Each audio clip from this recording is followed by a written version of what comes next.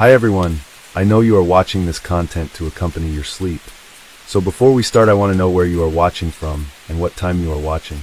Also, don't forget to like, comment, and subscribe. Let's jump straight into the story. On October 1st, 1993, 12-year-old Polly Klaus Petaluma invited two friends for a sleepover. The evening proceeded smoothly until Polly's mother, Eva, was abruptly awoken by intense screaming. She soon discovered that her daughter had been kidnapped by an unknown assailant. Lihanna Klaus was born on January 3, 1981, in Fairfax, California. Her family comprised her father, Mark, her mother, Eva, and her younger sister, Annie. When she was very young, her parents separated. Following the separation, Polly and her sister went to live with their mother in Petaluma. Mark subsequently entered a new relationship, and Polly developed a positive relationship with his partner. This arrangement created a harmonious family dynamic, where Polly spent time with both parents without any issues. Polly is often described as a quiet and innocent child. Although she had friends, she was generally shy. However, she found confidence in theater. Polly participated actively in school plays and various musicals organized by her community. Frequently cast in lead roles, her primary aspiration was to become a successful actress in musical theater. Furthermore, Polly had a fondness for sleepovers. She enjoyed having friends over and visiting friends' homes for such gatherings, a regular activity within her social circle. On October 1st of that year, when she asked Eva if two friends, Jillian and Kate, could come over for a sleepover, her mother readily agreed. That afternoon, the friends arrived at Polly's house and spent the evening there quite contentedly initially.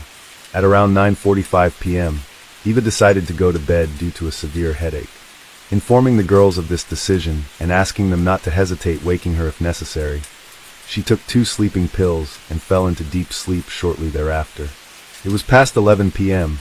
when Eva was startled awake by the screams of her daughter's friends. Both girls informed her that a man had broken into the house and taken Polly. Eva immediately contacted the police and checked on her other, Annie, who appeared unaware of the commotion. When authorities arrived, they began questioning Polly's friends. The girls described that they had been in a room, engaged in activities like picking Halloween costumes and indulging in general playful behavior. At approximately 11 p.m., Polly suggested it was bedtime, and her friends agreed. She mentioned fetching an inflatable bed she'd prepared with her mum, so they could all sleep together. Upon opening the bedroom door, they were confronted by a man brandishing a knife. The man did not conceal his face with a mask. Initially, due to the proximity to Halloween, the girls mistook this for a prank and laughed. Realizing it wasn't a joke, they became frightened as the man grew angry at their laughter. He forced them into another room and tied their hands and feet. Inquiring who resided in the house, they all identified Polly as the inhabitant. The intruder then removed pillowcases from nearby pillows, placed them over Jillian and Kate's heads, instructing them to count to 1,000. He assured them he was taking Polly for a brief period, but would bring her back soon. After determining that their captor had left, Jillian and Kate attempted to free themselves. This effort lasted around 30 minutes. Once free, they rushed to inform Eva about Polly's abduction.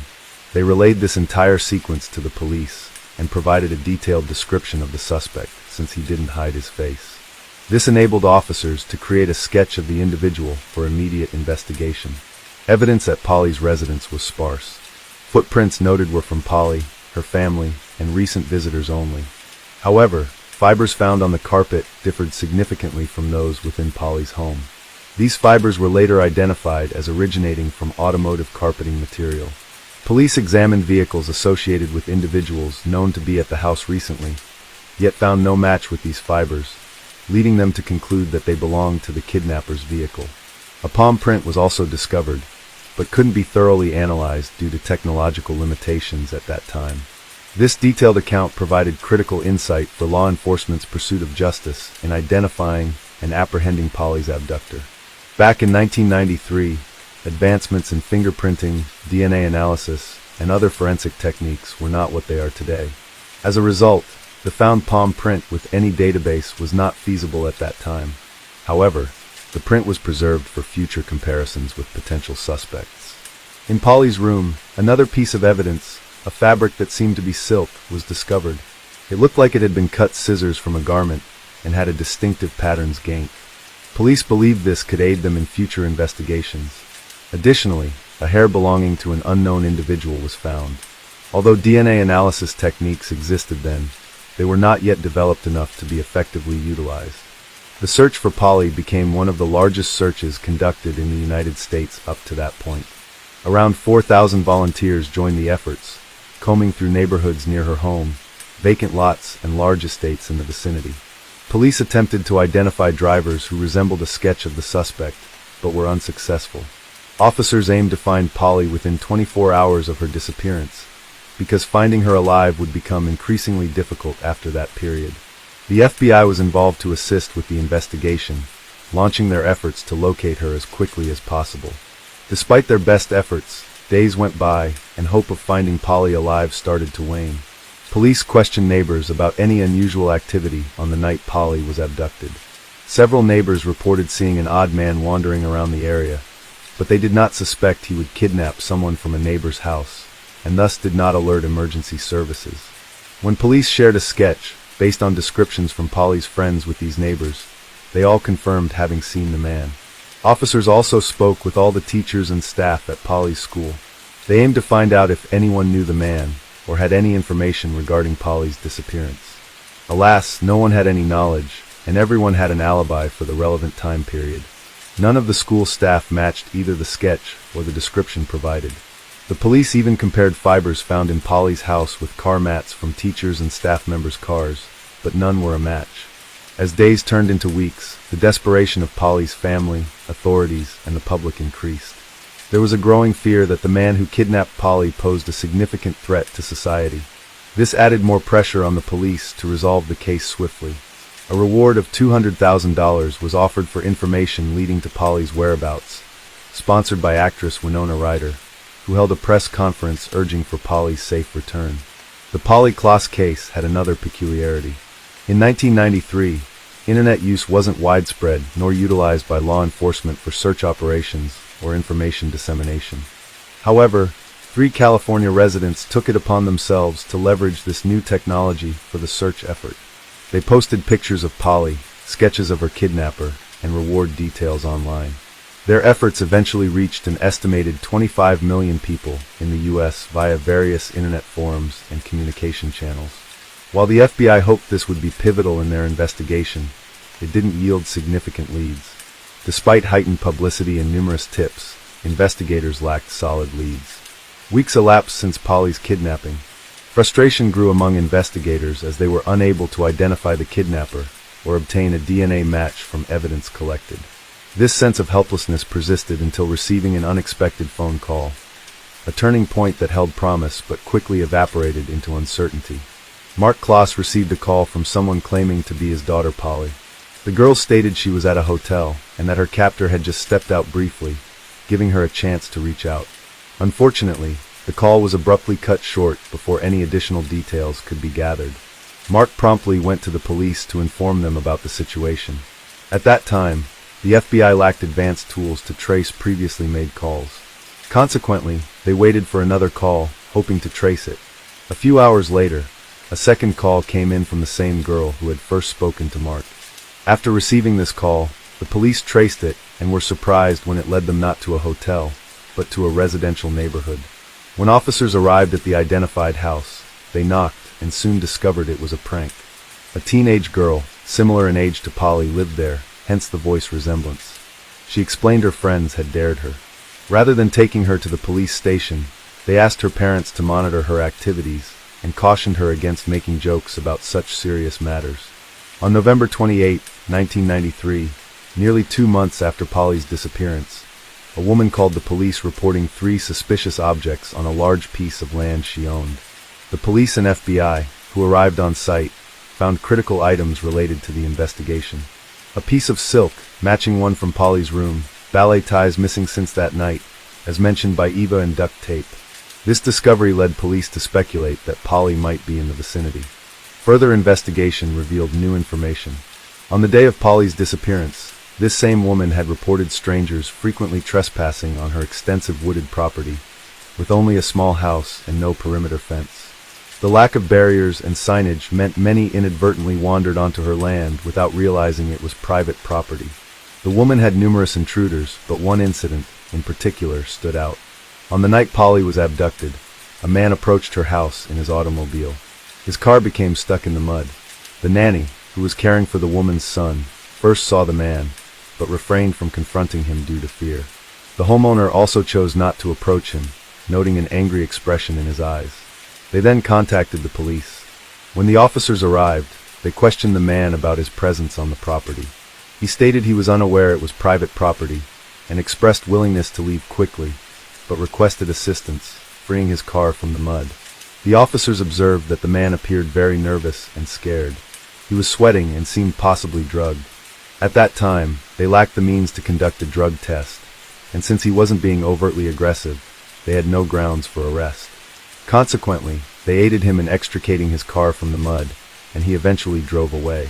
This individual's name was Richard Allen Davis. Richard Allen Davis was born in 1954 in San Francisco, California. His childhood was fraught with violence inflicted by his parents. When Richard was 12 years old, his parents separated. His mother completely disowned him and left him with his father. Richard's father proved to be highly irresponsible, often leaving him alone for extended periods. Sometimes Richard stayed with neighbors or relatives when alone at home became untenable. By his teenage years, Richard started engaging in criminal activities. Stealing things and getting into street fights frequently led to reform school stints. At 17 years old came a significant turning point in Richard's life. He committed a violent robbery that nearly resulted in severe injury to his victim. Faced with two options by the court, reform school, or joining the U.S. Army, Richard opted for military service, but lasted less than 2 years before receiving a dishonorable discharge due to continued misconduct and poor behavior. As Richard matured, he continued to encounter problems, and his criminal record grew significantly longer. Around the age of 20, he received a 15 sentence for robbery and kidnapping. Despite this, he served only 1 year of the sentence due to parole for good behavior. At that period, Richard was also troubled by another accusation. Many friends believed that he had been involved in the disappearance, a 19-year-old girl named Marlene. Although the police concluded that she had left voluntarily, her close friends were convinced Richard had a role in her disappearance after they attended a party together. These accusations remained unproven and were largely based on rumors. When Polly disappeared, Richard was on probation and did not have a specific address. In response, the police issued a special bulletin exclusively for officers, urging them to exercise extreme caution. They withheld information from the media to prevent Richard from potentially fleeing California or even leaving the country. Ultimately, on November 13, 1993, Richard was arrested while driving under the influence of alcohol, following a routine traffic stop by an officer. He failed a breathalyzer test. Upon inspection of his identity and photograph, the officer quickly realized that this was the individual linked to the Polly Glass kidnapping case. Proceeding with care, the officer informed Richard that he was being arrested for violating his probation due to drunk driving. Without resistance, Richard agreed and was taken into custody. Once at the police station, officers read him his rights and disclosed that he was actually being detained for Polly Glass kidnapping. During an extensive interrogation session, Richard eventually admitted to abducting Polly. The police speculated that his confession might have been made under duress. Evidence collected included his palm print, which matched one found at Polly's house perfectly. Carpet fibers from Polly's house were identical to those in his car's carpet as well. Polly's friends were brought in for questioning at the police station, where they unequivocally identified Richard as her abductor, stripling closure to their distressful ordeal. Another piece of silk, identical to the one found in the girl's room, was also discovered in his car and on the property of the woman who had contacted the police. Everything was against him, so he finally decided to confess. He mentioned that he had been using illegal substances with friends that day and was not feeling well. He made the decision to break into a house in a certain neighborhood to commit a burglary. Richard drove around for some time before arriving in Polly's neighborhood. He noticed an open window in a house and decided to climb in. According to him, he did not plan anything, never saw Polly, never saw her family, nor followed them. Once inside the house, he looked for valuables, but found few items of interest. Just as he was about to leave, Polly opened the bedroom door and saw him. Richard observed that Polly appeared very frightened, so he ultimately decided to take her with him. He stated that he put Polly in his car, began driving, and after a while stopped at a vacant lot. There, he violated Polly. Following this incident, he resumed driving. When the woman and babysitter saw Richard on private property, Paulie was still in the back seat of his car. When police officers helped him pull his vehicle out of the mud, Paulie was still alive. This caused much frustration among law enforcement personnel, who believed her life could have been saved. Afterwards, Richard said he drove down the highway where he strangled Paulie, dug a grave, and left her body there. On December 4, 1993, Richard informed police about the precise location of the grave where they began their search efforts. 2 months and 3 days after her kidnapping, Paulie Class' body was located on the side of a highway in a grave dug by Richard himself. Forensic examination revealed little additional information. It confirmed that strangulation was indeed the cause of death, as stated by Richard. Further details could not be determined with precision. However, it is understood that her death occurred roughly around the time she disappeared. Given all the evidence, the man was put on trial for kidnapping, murder, and rape of Paulie Class. During the trial, Richard had a chance to speak. He not only apologized to the family, but also made a serious accusation against Paulie's father, claiming he abused her. Richard stated that she said to him, this caused Paulie's father to yell and almost stand up to hit him, though he was restrained by others. The defendant's words shocked everyone present, not just because of his accusation and lack of genuine apology, but also because no one believed Paulie's father had done such things. Although it wasn't proven, Paulie's former partner even defended him. On June 18, 1996, Richard was found guilty of Paulie Class kidnapping and murder. In August of that year, he received a death sentence. He attempted to challenge this but failed. Then in 2006, after overdosing on pills in his cell, he was found unconscious, but revived and sent back to prison. In 2009, his lawyer tried appealing his conviction to the Supreme Court, but was unsuccessful. The Supreme Court confirmed that he should be executed. Richard's attorney mentioned plans for further appeals. As a result of these continued appeals, Richard has remained on death row for several years without being executed. There is hope that once all appeals are exhausted within the next few years, the execution will proceed as planned. Hello friends, welcome to my channel. Today we're going to take a look at another horrible case, the case of Brett Ryan. Brett grew up in a prosperous and large Canadian family. His parents, Bill and Susan, had 4 sons. Brett's parents tried to teach him through their own actions. His father held a prestigious job at the Toronto Star Daily newspaper and had various hobbies like sports, yoga, and psychology. Likewise, Susan was very hardworking. Their entire household rested on her shoulders. She not only devoted time to her husband and children, but also managed the huge house in Toronto's prestigious area, without any help from gardeners or craftsmen. Just like his older brothers, Brett went to university after high school. He always aimed to be better than his siblings, so he advertised painting services in a local newspaper for Toronto residents' houses and fences. Initially, things went well. He made his first earnings, and Susan was proud of him, often using him as an example for others. However, making money as a part-time job is one thing. Dropping out of university to spend all your time inhaling paint fumes without proper education is another matter altogether. After some time in university, Brett decided to drop out. For the first couple of years after this decision, Brett still felt confident compared to his older brothers. After a while, when Christopher and Leland graduated and found jobs in their fields, Brett's authority began to fade. Christopher started working for the City of Toronto Transit Commission, and Leland the family artist and designer. Following their studies, they moved out of their parents' home. Brett, to avoid spending part of his earnings on rent, stayed with his father, mother, and younger brother who attended a school for gifted children. With each passing year, Brett grew more desperate due to his mounting debts and his inability to pay them off. He developed depression. By 2007, when Brett was already 26 years old, his debt had ballooned past $60,000. Although Brett was considered an intelligent individual, he did know how to effectively use his mind. He always put on a cheerful face and helped everyone around him. He was a participant in volunteer initiatives. Consequently, no one could fathom the depth of despair within him. Eventually, a fateful moment arrived when nothing could be done. On October 28, 2007, Brett had no work orders for house painting or any other tasks around the house. Orders were always scarce in the fall, since everyone typically painted their houses in spring or summer.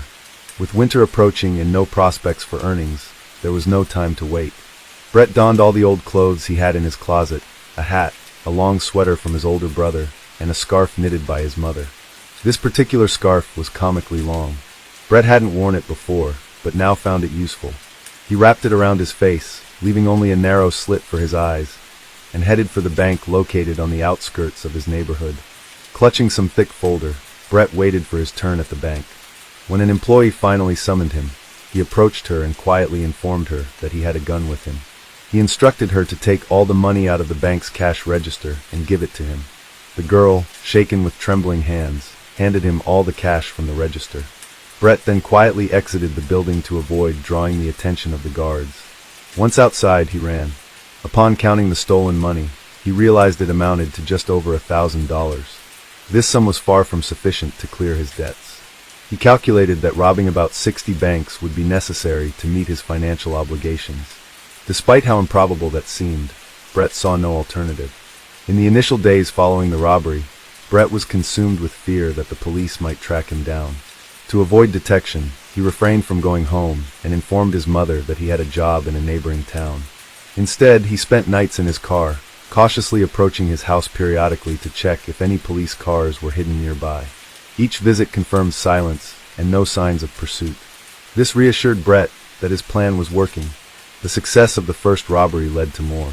A second, a third, and a fourth. Each time, Brett took precautions to change his appearance by wearing different clothes, purchased secondhand, or even retrieved from trash, and burning them afterward. He also invested in a fake beard from a costume store, since bank employees always mentioned his beard in their testimonies. News outlets in Toronto began covering stories about the bearded robber, but despite this notoriety, he never managed to gain substantial amounts through these crimes, the most being just $3,000 per robbery. Brett's hit a snag when police identified his vehicle on surveillance cameras and traced it back to his residence.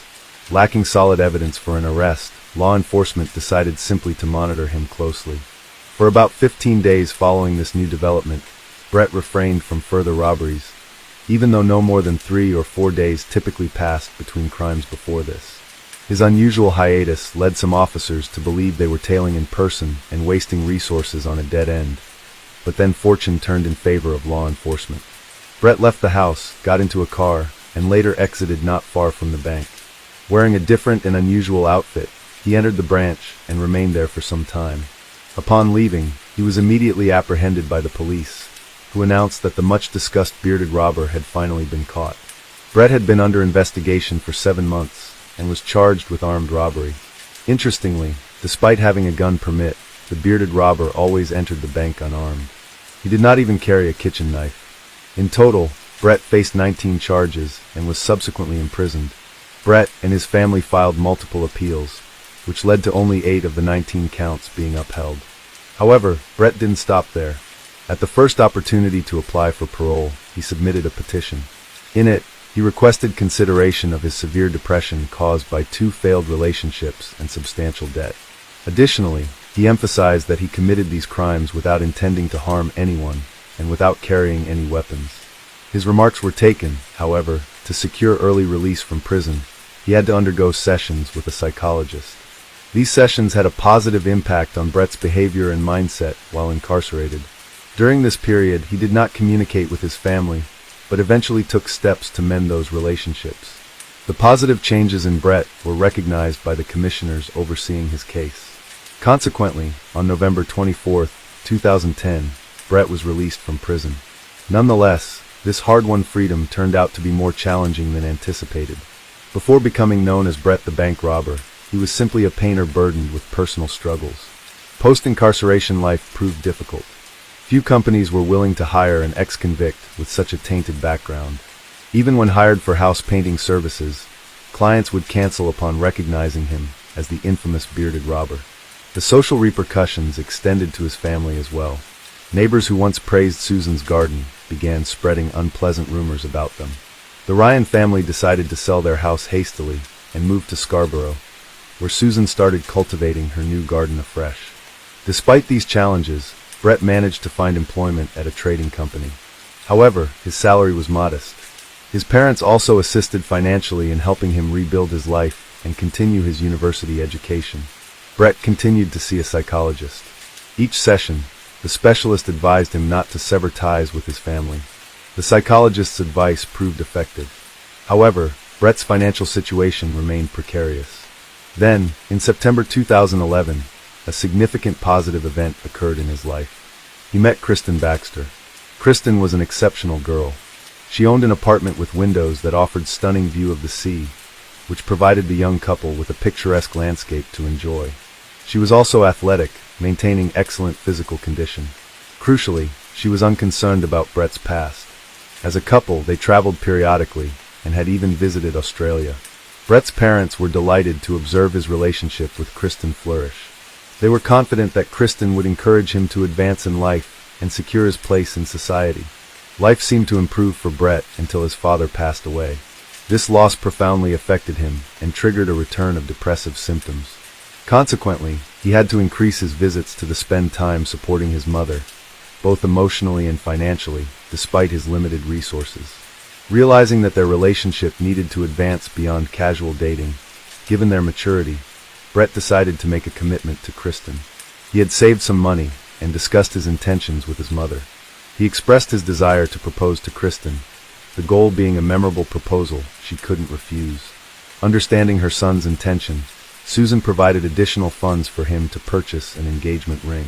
Notably, the couple had previously discussed their future together, and it was clear that Kristen did not require an extravagant gift or similar symbols of commitment. Brett's proposal to Kristen meant the world to her, signaling his serious intentions. Despite this, he decided to go the extra mile and purchased a gold ring adorned with a sizable diamond for his beloved. Naturally, Kristen accepted his proposal. From there, they began planning their wedding, Brett with all of Kristen's decisions nodding in approval. However, the rising costs and financial implications unsettled him. He started worrying about his career prospects and financial stability. Determined to secure a stable job, Brett found an engineering position at a prominent tech company online. He meticulously prepared his resume and applied for the job. To his delight, he was invited for an interview and subsequently received a job offer. Elated by the news, Brett shared it with Kristen and his mother. Eager to make a good impression at his new job, he asked his mother for money to purchase an expensive suit. As always, she didn't refuse him. Yet, just when everything seemed perfect, Brett received a disappointing call from the company. Their security team had uncovered details of his criminal past, leading them to rescind their offer. This news hit Brett hard. It was like a bolt from the blue. His spirits dropped immediately. Frustration set in as he considered the futility of ongoing interviews, each ending in rejection due to his past. Faced with repeated setbacks, Brett decided that rather than continuing with futile efforts and investing time in studies that seemed pointless due to his tarnished record, he would use the funds allocated for university studies on their wedding instead. Brett thus found himself back where he had recently escaped from, but kept certain truths hidden from loved ones, including dropping out of university and being rejected from the engineering role. He maintained appearances by dressing in professional attire each morning before heading to paint houses, changing clothes en route. To further sustain this facade among friends and family, Brett frequently updated social media profiles with pictures seemingly originating from an office environment or business events, images sourced off the internet, and would even pretend he's resolving urgent work-related matters during family gatherings by faking phone calls regarding work issues. In September 2016, after a 5-year relationship with Kristen, Brett sought to plan a wedding. He demonstrated a remarkable ability to conceal his true situation, successfully creating the illusion of a stable life. Despite being a common painter, he projected an image of success and prosperity. Brett agreed to rent an expensive restaurant, requiring $100 per guest. The entire Ryan family was thrilled seeing Brett's apparent transformation, a prestigious job, a fancy apartment, and an attractive bride. However, the truth of Brett's deceit was far more complex. With the wedding just a month away, Brett needed funds for the event. He repeatedly borrowed money from his mother until she could no longer assist him financially. Desperate, he even demanded that she seek higher-paying employment. Planning his party for August, he invited all his friends and brothers. As the pressure mounted, Brett confided in his counselor about his deceptions. He had been lying to his family for a year about working as an engineer at a technology company. The psychologist expressed deep disappointment and advised Brett to come clean to his mother. Though reluctant, Brett eventually told his mother the truth. Her devastation was profound. She had spent years boasting about her wonderful son. She insisted that Brett also confess everything to Kristen, or she would do it herself. His brothers were already aware of the lies and supported their mother's stance.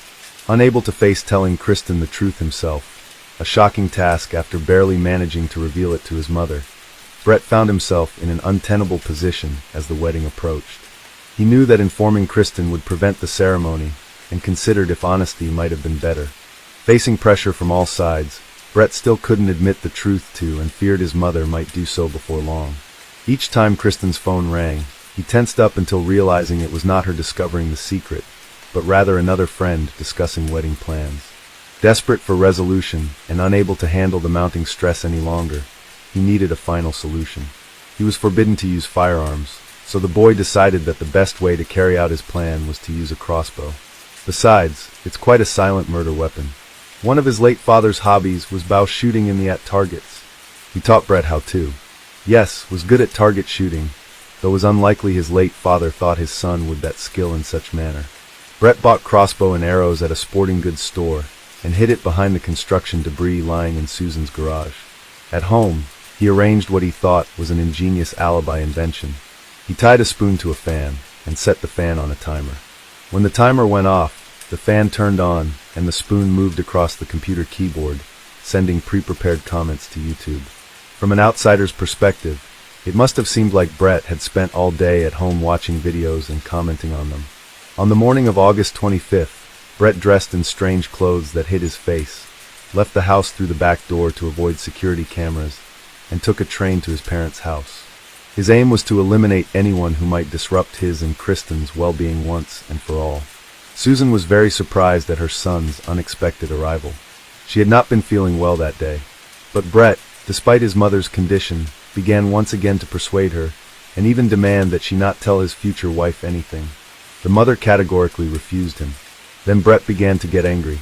Susan sensed something wrong seeing her son's mad eyes, and warned him that she had already called Christopher, and he was on his way. Brett went berserk.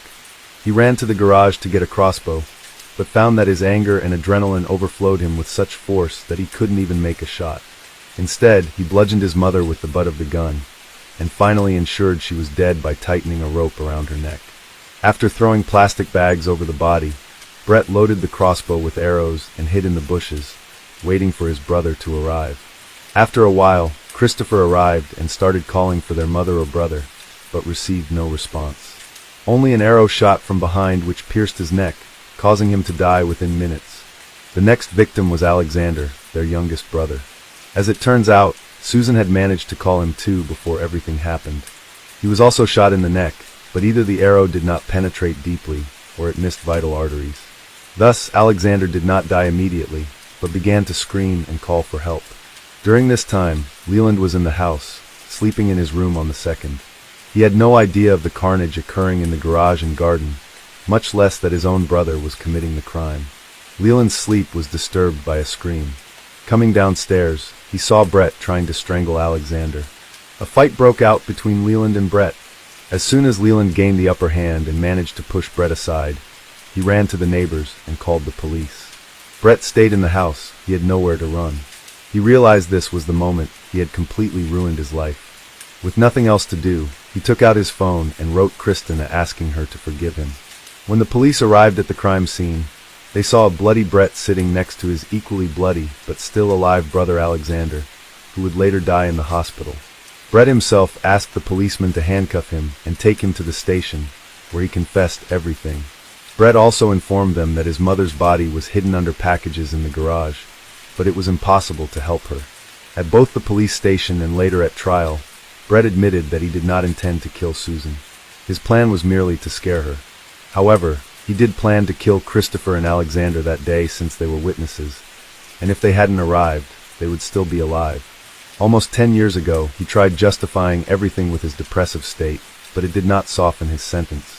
Despite acknowledging that Brett confessed everything on his own accord and did not hinder the investigation in any way, the judge sentenced him to 3 life terms, 1 for each murder, with parole eligibility in 2041.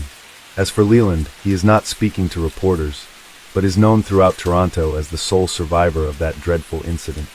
Hello friends, welcome to our channel. Today we're going to take a look at another horrible case with you. The case of Liga Skromen. India is the only country in the world where cultural and religious traditions have not been interrupted since ancient times, which is probably why it attracts tourists from all over the planet. But in our story, we will look at India like a coin that has a different image on each side. On April 20th, 2018, at dawn, two young men went fishing down the river toward a mangrove forest. They took a long boat ride downstream until they reached a remote and quiet place. One of them jumped into the water to tie up the boat, but his attention was distracted by a pungent, acrid odor that was very close by. They went ashore and followed the odor. Curiosity led them to a find. There was something that looked like a human body hanging on a tree branch and a skull lying nearby. The guys abandoned the boat and rushed to the nearest village to report the terrible find. A team of investigators, forensic experts, and police officers urgently arrived on the spot. The experts confirmed that the suspended body was indeed human. It was obvious that it had been hanging for a long time and had already begun to decompose. The flesh on the arms and legs had torn off, and the skull was found nearby. Next to the body were packs of cigarettes, packaged drinking water, and a lighter which probably belonged to the victim. An investigation was conducted at the scene the same morning. The evidence found was seized, and the remains were sent for examination. The modest remnants of clothing that could be identified on the victim revealed that Liga Skromen, a 33-year-old hiker, was the victim of an accident. But who is Liga Skromen, and what happened to her on the riverbank? Liga Skromen was born in Latvia in 1986. She grew up in a large and friendly family, had an older brother and a younger sister. The sisters were very friendly, and from childhood shared all joys and hardships with each other. Growing up, Liga moved to Ireland, but always maintained close relations with her family. It was in Ireland that she met Andrew Jordan. It was not love at first sight, as the modest Liga had difficulty in communicating with new people. But after 5 years, Liga and Andrew turned into a married couple who made great plans for the future. Despite the fact that Liga worked in a hotel and led a modest lifestyle, she dreamed of opening her own center of yogic retreats in Portugal. Andrew supported his beloved's idea, and together they saved money for 4 years to fulfill their dream. But fate had other plans. In early 2018, Liga was experiencing the effects of an aggravated skin disease that was causing physical and mental discomfort. To help her sister overcome this ailment and restore her emotional state, her sister Ilse invited Liga on a trip. So in February 2018, Liga and Ilse traveled to Tiruvananthapuram, the capital of Kerala, so that Liga could receive Ayurvedic treatment for depression. Kovalam is the premier Ayurvedic resort of Kerala in India. Kovalam, which means grove of coconut palms in Hindi, is a small village offering everything you need for a comfortable and complete rest and treatment. Ayurveda is the medical knowledge which originated more than 5,000 years ago. Ayurveda is based on the universal laws of nature, on the unity of all things in this world. Ayurvedic programs help a person to restore balance and harmony in the body. Panchakarma is the best Ayurvedic program for modern man in Kerala. Panchakarma helps to reboot the body effectively. Most of those who have undergone the Panchakarma course in Kerala repeat it annually, and it is not without reason, as regular Panchakarma not only allows us to get rid of extra pounds, but also adds a couple of decades of healthy life. Since 1985, Ayurveda has been recognized by the World Health Organization as the most effective system of alternative medicine in the world. Let us emphasize that all the promised benefits of Ayurveda are only an alternative, not a panacea for healthy longevity.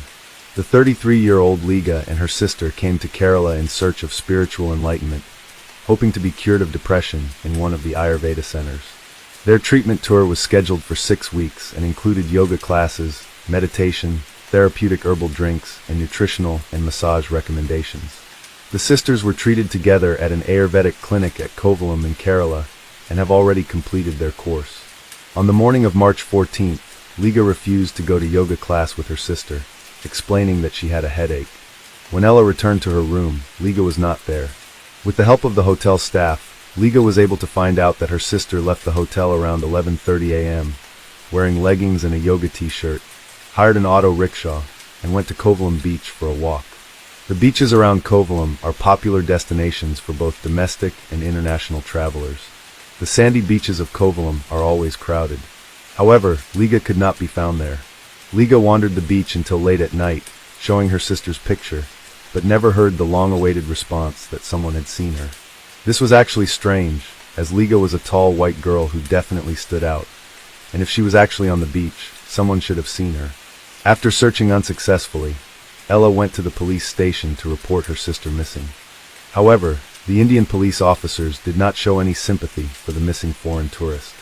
On the contrary, they complacently asserted that they would surely find the girl who had strayed, or that she would surely return the next day.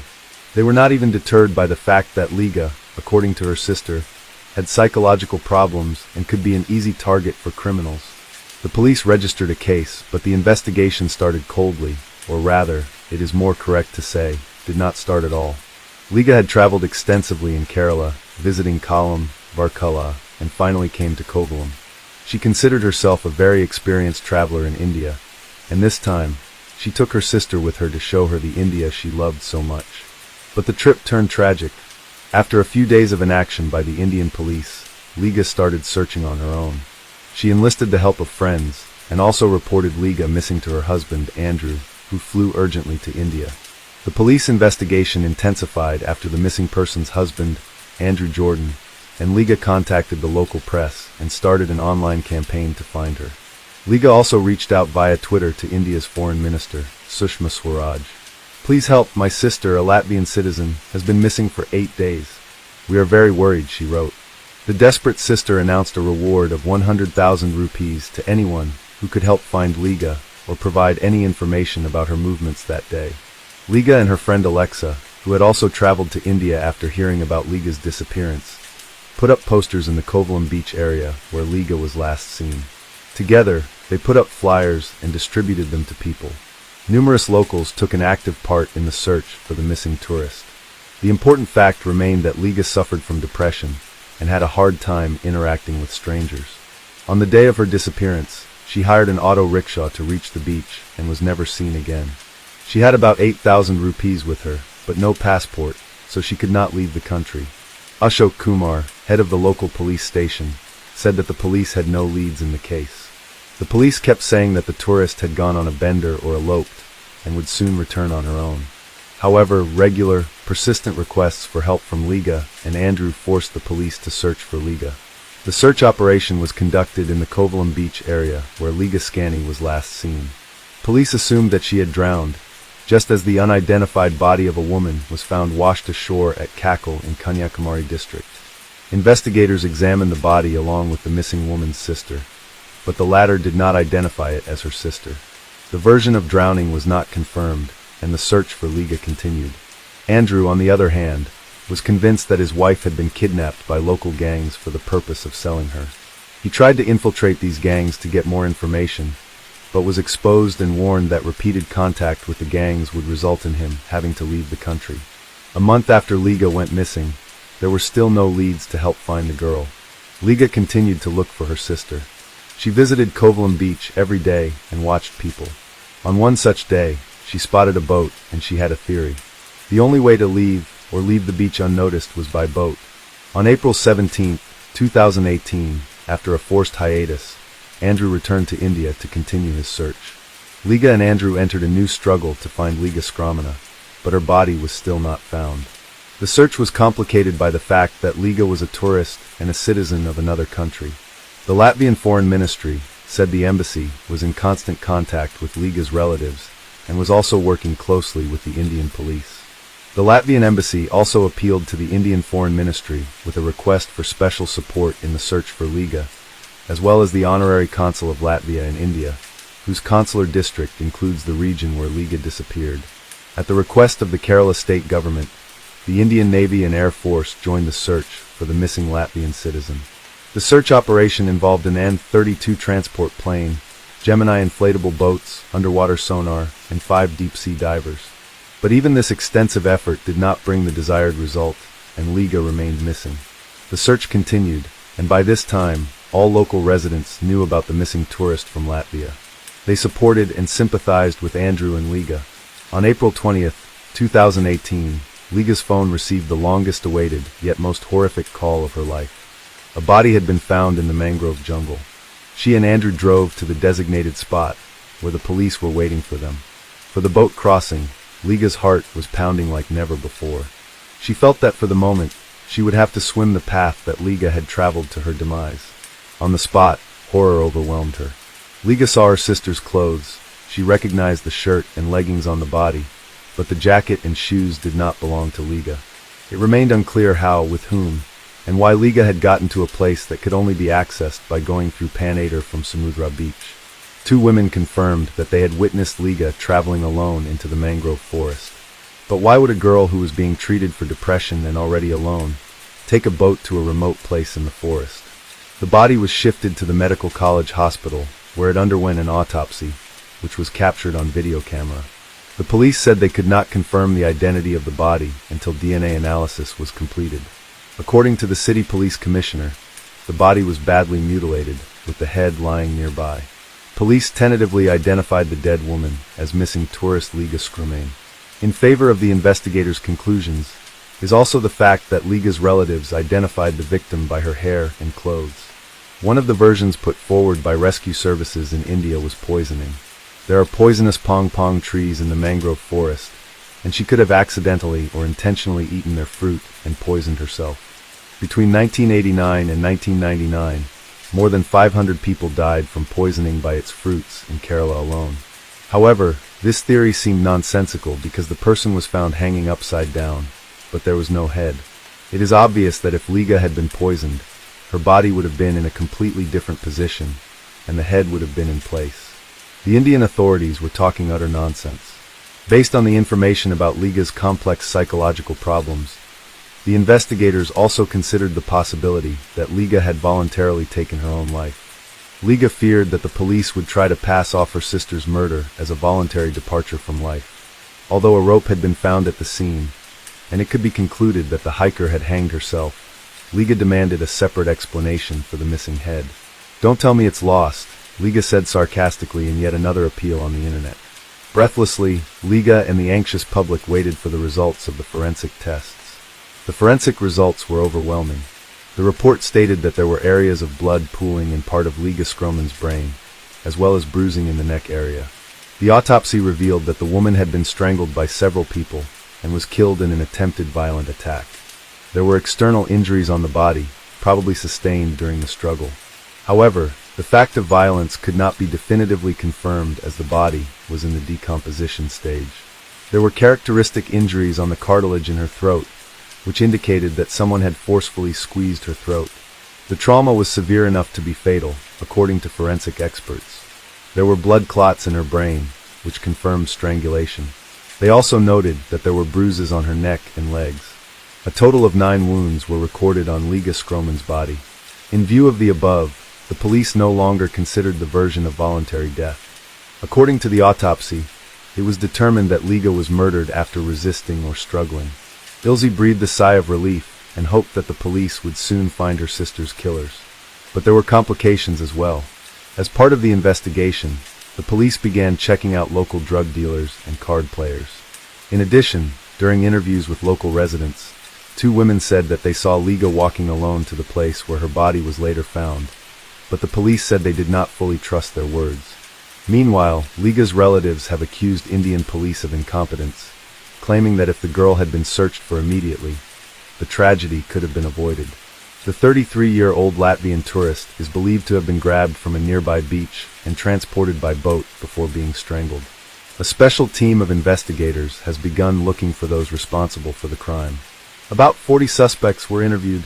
However, arrests were planned to be made a few days later, after the law enforcers had enough evidence. The Indian police conducted an investigation that led to the arrest of 2 men who were eventually accused of killing Liga Skrman. Police revealed that Liga Skrman was lured by 2 men who then abused her before dismembering her body. The alleged assailants, who are now in custody, are local dealers in illegal substances. The suspects fully confessed under torture. Both the accused were pimps and were also dealing in illegal substances, police said. The autopsy did not reveal much evidence because Liga's body was badly decomposed. Andrew Jordan filed a petition in Superior Courting for a review of the felony murder case. He believed that more people were involved in the woman's murder. In the petition, He pointed out that both defendants later recanted their pleas of guilty to the crime. According to Jordan, the men may have confessed because they were tortured, which as it turns out, is a common practice in India. However, the Supreme Court of India denied the murdered woman's common-law husband, Andrew Jordan, a review of the case due to lack of direct evidence. The trial was postponed for 2 months, but Andrew was outraged by this attitude of the authorities. He had earlier accused the Kerala authorities and police of incompetence and attempts to cover up Liga's murder, so as not to scare away tourists. Both the suspects' lawyers asked for and got a postponement by law. They have the right to postpone the case once without giving any reason. The more they postponed, the more he was convinced the case was unclean. However, both suspects were in custody.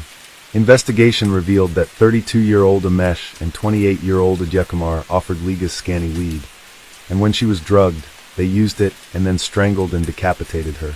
It is noted that the 2 men apprehended for the murder of Liga Scram had previously committed similar crimes on numerous occasions. Both of them worked for their spare time. Umesh and Ujjan have been charged with destruction of evidence, murder, poisoning, kidnapping, and rape. The place where Liga's corpse was found had earlier served as a pleasure ground for Umesh. He used to take men there. 13 criminal cases have been filed against him, including 6 for sexual assault and 1 for attempted murder. Several of Umesh's victims have testified against him. Liga Scram, along with both men, was seen in the area by several people. They were initially silent, but confessed to everything after the body was found. The detainees confessed to police that they committed the murder while attempting violence. They were apprehended, but had previously claimed that they had only seen Liga Scram in Kovalam. The men pleaded guilty after repeated interrogations. On December 6, 2022, the court finally sentenced both men to life in prison. The court also recognized that the criminals must pay compensation to Liga Scram's sister, Ilsa, 65,000 rupees each. We would like to note that there has been a whole series of such crimes in this country recently. Young girls are regularly subjected to violence. The problem of crime in India is very acute. Due to the huge number of sexual acts against minors, the government has introduced the death penalty. It is also worth noting that if the relatives, and primarily Liga's sister, had not been persistent, had they not involved the press by organizing a press conference and an influential MP, it is obvious that the local police would hardly have seriously investigated the case. At first, a theory was put forward that Liga had allegedly passed away voluntarily, and as it now turns out, this is not the first incident in this very place where Liga was found. After this story, I would like to warn once again, all women who are frivolous about the dangers of traveling alone in India, do not seek spiritual enlightenment in distant, dangerous, and uncharted countries. Take care of yourself. March 14, 2003. The Hobbit Pub, Southampton, England. On that evening, everyone at this pub was chilling out. Among them were a girl named Hannah Foster and her friend. Both of them were having a great time there, and when they felt it was getting late, both friends left the pub by 10:50 p.m. Now, since it was quite late at night, Hannah Foster's friend caught a bus from a road named Portswood and headed home. On the other hand, Hannah started walking home because her house was just 800 meters away, roughly 0.5 miles. 3 people lived in Hannah's house: her father Trevor Foster, her mother Hilary Foster, and her younger sister Sarah. The Fosters were early sleepers and early risers, so they usually went to bed early. They assumed that their daughter would come home, eat, and then go to bed on her own. However, when Hannah's mother woke up at 5 o'clock in the morning, she couldn't find Hannah anywhere in the house. Normally, it wouldn't take Hannah more than half an hour to come home, but now several hours had passed. Therefore, Hannah's mother, Hilary, called her daughter, but Hannah wasn't answering any calls. After this, gradually, Hannah's father and younger sister also come to know about her. Following this, Hannah's father, Trevor Foster, calls the girl with whom Hannah went to the Hobbit Pub the previous night, but she tells the same story that I've already told you. After this, Hannah's family also tries to find her themselves, but by now it was already 10:30 in the morning. So Hannah's father starts to worry a lot about his daughter. Because of this, he goes to the Southampton police station and files a missing complaint for him. Now the police start investigating the missing person case from their side and first trace her phone. Well, the good thing was that Hannah's phone was active, and the police traced the phone through the mobile towers. Naturally, the location of Hannah's phone was showing approximately 20 to 25 miles away from her home. Now the police reached there within an hour. Where the police found Hannah's phone was the city's recycling center, and along with the phone, they also found Hannah's bag there, but Hannah was not found. On March 15th, Hannah is also extensively searched for, but her whereabouts are not found. As they continue the search, March 16th arrives, and Southampton police receive a call from an anonymous man from the outskirts of the city. He informs them that he has just seen a girl's body in the bushes. A police team is dispatched to the location provided by the man. Since the previous day, the police have been searching for Hannah Foster, and they also had her picture. Therefore, the police first compare Hannah's picture with the discovered dead body, and they believe it to be Hannah Foster's. Subsequently, Hannah's family is also summoned, and upon seeing a member of their family in this condition, they become quite emotional. Nonetheless, the body is then sent for post-mortem. The police have to wait for several hours for it. However, when the post-mortem report arrives, it states that Hannah was first ripped and then murdered by strangulation. However, some traces of the killer's semen were found on Hannah's clothes, and this made the police believe that the case would be solved soon, because DNA would be extracted from the semen and matched with the database to find the killer. But the police's imagination proved wrong when the DNA sample of the killer was not found in their database. Anyway, here the police, losing hope, check Hannah's call details, which leads the investigators to take another step toward solving this case. Actually, Hannah had last called the emergency number 999 from her phone, and the operator had answered the call. The call lasted for 50 seconds. After that, the police reached the operator and collect Hannah's call recording from there. In addition, the operator said, when investigators enhanced the recording of Hannah's call, they realized that she is sitting in a moving vehicle. Additionally, there is another faint voice with a South Asian accent. The man asks Hannah questions while she sits quietly, appearing scared and intimidated. After obtaining the call recording, the investigating team accelerates progress in Hannah Foster's murder case. Now, the police also check all the CCTV cameras in the area, where Hannah's friend last bid her farewell and caught a bus. After scrutinizing several CCTV footages from that road, the police eventually narrowed down to 7 suspect vehicles. On the other hand, Hannah's parents are eager to see their daughter's killer brought to justice swiftly. They now also discuss these 7 vehicles in public. In the meantime, on March 26th, Hannah's parents talked to people through a local crime TV show called Crime Watch about those cars. As a result, it emerged that one of the 7 suspect vehicles shown on TV was a van belonging to their company, Hazelwood Foods. The supervisor, James Dennis, called in and said that the driver of this van does not have his own vehicle, so he also uses this van to come and go from his home. Furthermore, that night, the driver had gone to deliver on this road. The time and location of the van were exactly where Hannah had started to walk home alone. After that, the police get a good lead for the first time in this case, but the man driving the van was named Maninder Pal Singh Kohli. Upon speaking to the company supervisor, it was found that on the morning of March 15th, Maninder Pal came to work, but there were some marks on his face, whereas there were no marks on his face the previous day, that is, on the 14th. Additionally, on March 15th, Maninder only worked half a day, and then took half a day off citing a back pain reason. However, it was only later discovered by the police that Maninder hadn't returned to work since that day. Now, hearing the whole story, investigating officers along with forensic experts arrived at Hazelwood Company. Subsequently, the van driven by Maninder was thoroughly examined by forensic experts, and some traces of semen and blood were found in his vehicle as well. With all this evidence, such as Maninder Pal's disappearance, finding semen and blood in his van, they were pointing fingers directly at him for Hannah's murder.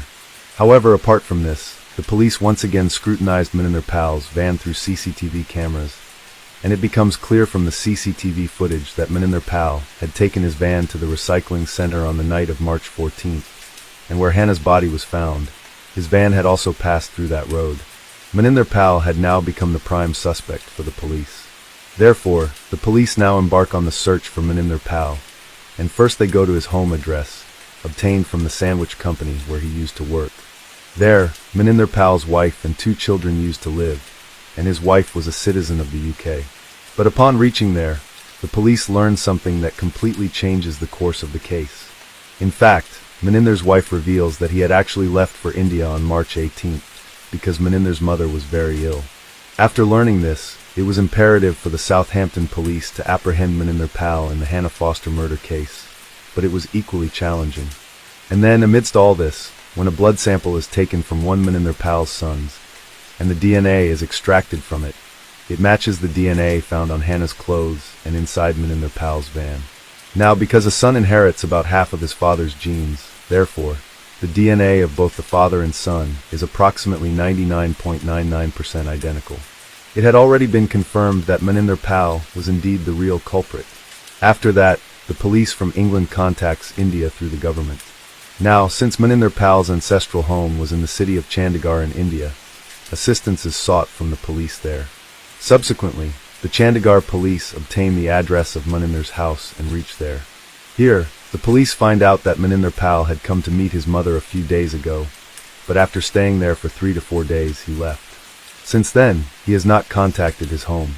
The police also learn another piece of information from Maninder Pal's family at home, that when he was in England, he used to wear a turban and keep a beard. But when he came to India, he got a clean shave and also got his hair cut. Until now, Hannah's parents had also found out about their daughter's killer, and they were also waiting for him to be caught. But now, the Chandigarh police was not giving this case much priority. By this time, the news of this case had not even appeared in the Indian media, so normal people didn't know much about it. As time passed slowly, there was not much progress in the investigation. A considerable amount of time had passed, so Hannah's parents took it upon themselves to catch the killer. Then, about 15 months after their daughter's death on July 10, 2004, they come to India. At this time, they were only in India for 10 days. After that, they come straight to Chandigarh and speak to the local media there, appealing to catch their daughter's killer, Maninder Pal. Apart from this, Hannah's parents had separate pictures of Maninder. In one photo, he had a beard and a turban, while in another photo, he had shaved his beard and cut his hair. It was easy to identify Maninder through these pictures. After this, Hannah's parents waited for a few days. But then they decided to go to Delhi because there are national and international media offices. After this step by Hannah's parents, the news of their daughter's murder spread throughout India within 24 hours. The headline of every newspaper and news channel became Hannah Foster and Maninder Pal. Here, Hannah's parents also arranged a free hotline so that anyone who knew about the murderer could call this number. The Southampton police here announced through a news agency called The Sun that they would give 5 million Indian rupees to the person who provides any information about Maninder Pal. By now, this news had spread like wildfire throughout India. Then, on July 15, 2004, a car driver residing in the city of Darjeeling, in the state of West Bengal, India, called a retired police officer whom he knew. Now, this police officer had already retired. The driver called the officer and told him, "There is a man who has been living here for a few months, and his appearance resembles that of Hannah Foster's killer, as shown in the news. He started appearing here shortly after Hannah's murder." Upon hearing the driver's words, the retired officer immediately sets out to see this man. The officer remembered Maninder Pal's face because they were following this case through the news channel. Afterwards, when that driver showed the police officer the man, the officer was quite surprised. Then, he immediately contacted the local police, and the local police caught Maninder Pal in the bus going from Kalimpong town to Nepal. Here, the police find out that Maninder Pal was planning to flee to Nepal after seeing his news on TV channels and newspapers. Besides, the police also find out that Maninder Pal had changed his name to Mike Davis in West Bengal. In addition to Maninder, there was also a woman on the bus, and then it was revealed that Maninder had remarried after coming to India. Now, Maninder was arrested and brought to Delhi, and during the custody of a few days here, Maninder confessed to his crime. Then, he told the whole story of how he murdered Hannah that night. The story was something like this. Actually, on the night of March 14, 2003, Maninder was parked on that road drinking in his van where Hannah passed by. But when he saw Hannah, bad thoughts started coming to his mind. Afterwards, he forcibly kidnapped Hannah and placed her in the van. Although there, Hannah requested to be released from Maninder, but Maninder paid no heed to her requests. In the meantime, Hannah also called the emergency helpline number, but due to Maninder's presence, she couldn't say anything. This led the call operator to believe it might be a misdial. Later, Maninder takes Hannah to a deserted area and rapes her. However, after committing the crime, he realizes that if he lets Hannah go alive, she will go to the police and file a complaint. Therefore, Maninder strangles her to death. Then, he disposes of Hannah's body where it was found. On March 15th, the next day, Maninder takes half a day off from work under the pretext of a back pain. But he had Hannah's mobile phone and handbag with him, so he dumps them in a recycling bin at the city recycling center. Afterwards, he goes to one of his friends and asks for some money on loan because he had to go to India to meet his sick mother. However, his friend doesn't have as much money as Maninder needed. Then Maninder comes back home and also tells his British wife that his mother is sick in India and he needs to go there and requires some money. Understanding Maninder's need, his wife talks to her father, and on March 17th, Maninder's father-in-law lends him some money. The very next day, Maninder catches a flight to India. However, the excuse of his mother being sick was just a pretext. In reality, Maninder had come to India to escape from the England police. Upon arriving in India, Maninder goes to Chandigarh, his ancestral home, meets his mother, but here he completely changes his appearance. After changing his appearance, Maninder goes to Darjeeling.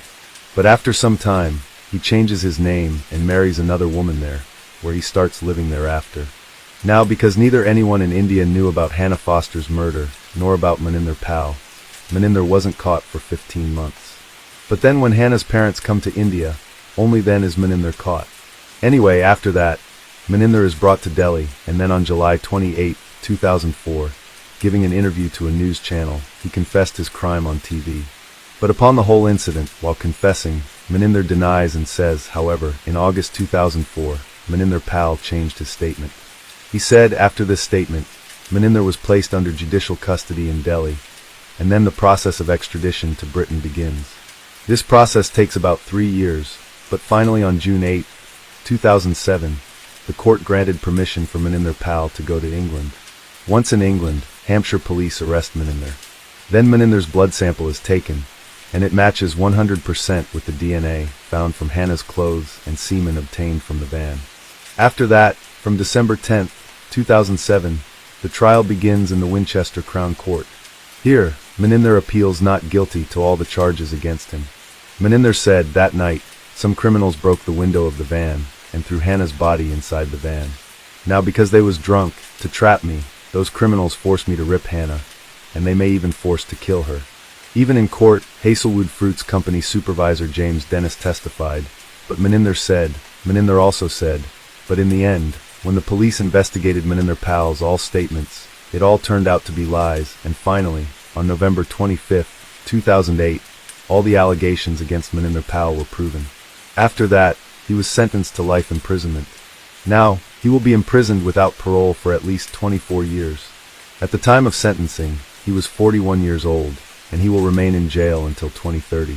Of the 5 million rupees reward offered for catching Maninder Pal, 367,000 rupees were given to the taxi driver, who first informed the police about Maninder Pal. With this, the money was divided among 12 other people, because besides the taxi driver Jason Lepsha, those people also played an important role in solving this case. However, Jason used that money to buy land, and then established a school for disadvantaged children on it, named the Hannah Memorial Academy in Foster's memory. Then in 2006, when Hannah's parents visited Darjeeling and learned about this, they were very pleased. When these people returned to England, Hannah's parents started a registered charity to help Jason along with other people. This now greatly helps Jason Lepsha's school. So friends, this was the complete story of the Hannah Foster murder case, the case of Shannon, Christian, and Christopher Newsom, the tragic end of 2 college students. Have you ever heard the saying that hesitation is akin to death? In our story today, this takes on a literal meaning, as the negligent delay by police officers cost the lives of 2 young people. During the subsequent legal proceedings, it was repeatedly stated that the officers followed protocol and waited 24 hours from the time of the missing persons report. However, it was during these critical hours that the couple endured a tragic end under extreme cruelty.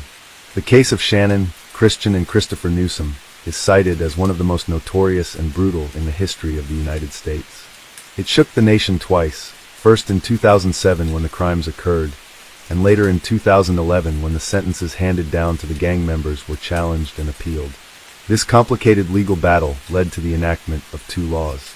These laws restrict attorneys and defendants from casting the victims in a negative light and abolish the requirement for a jury's unanimous verdict to be approved by a judge. In this harrowing tale, there were 2 innocent victims and 5 merciless criminals, with the motive for the heinous act being a simple robbery. Let's delve into the details of this tragedy, piece together the chronology of those horrific events, understand the role of each participant, and explore whether this tragedy could have been avoided and the young lives saved. Who were Shannon, Christian, and Christopher Newsom?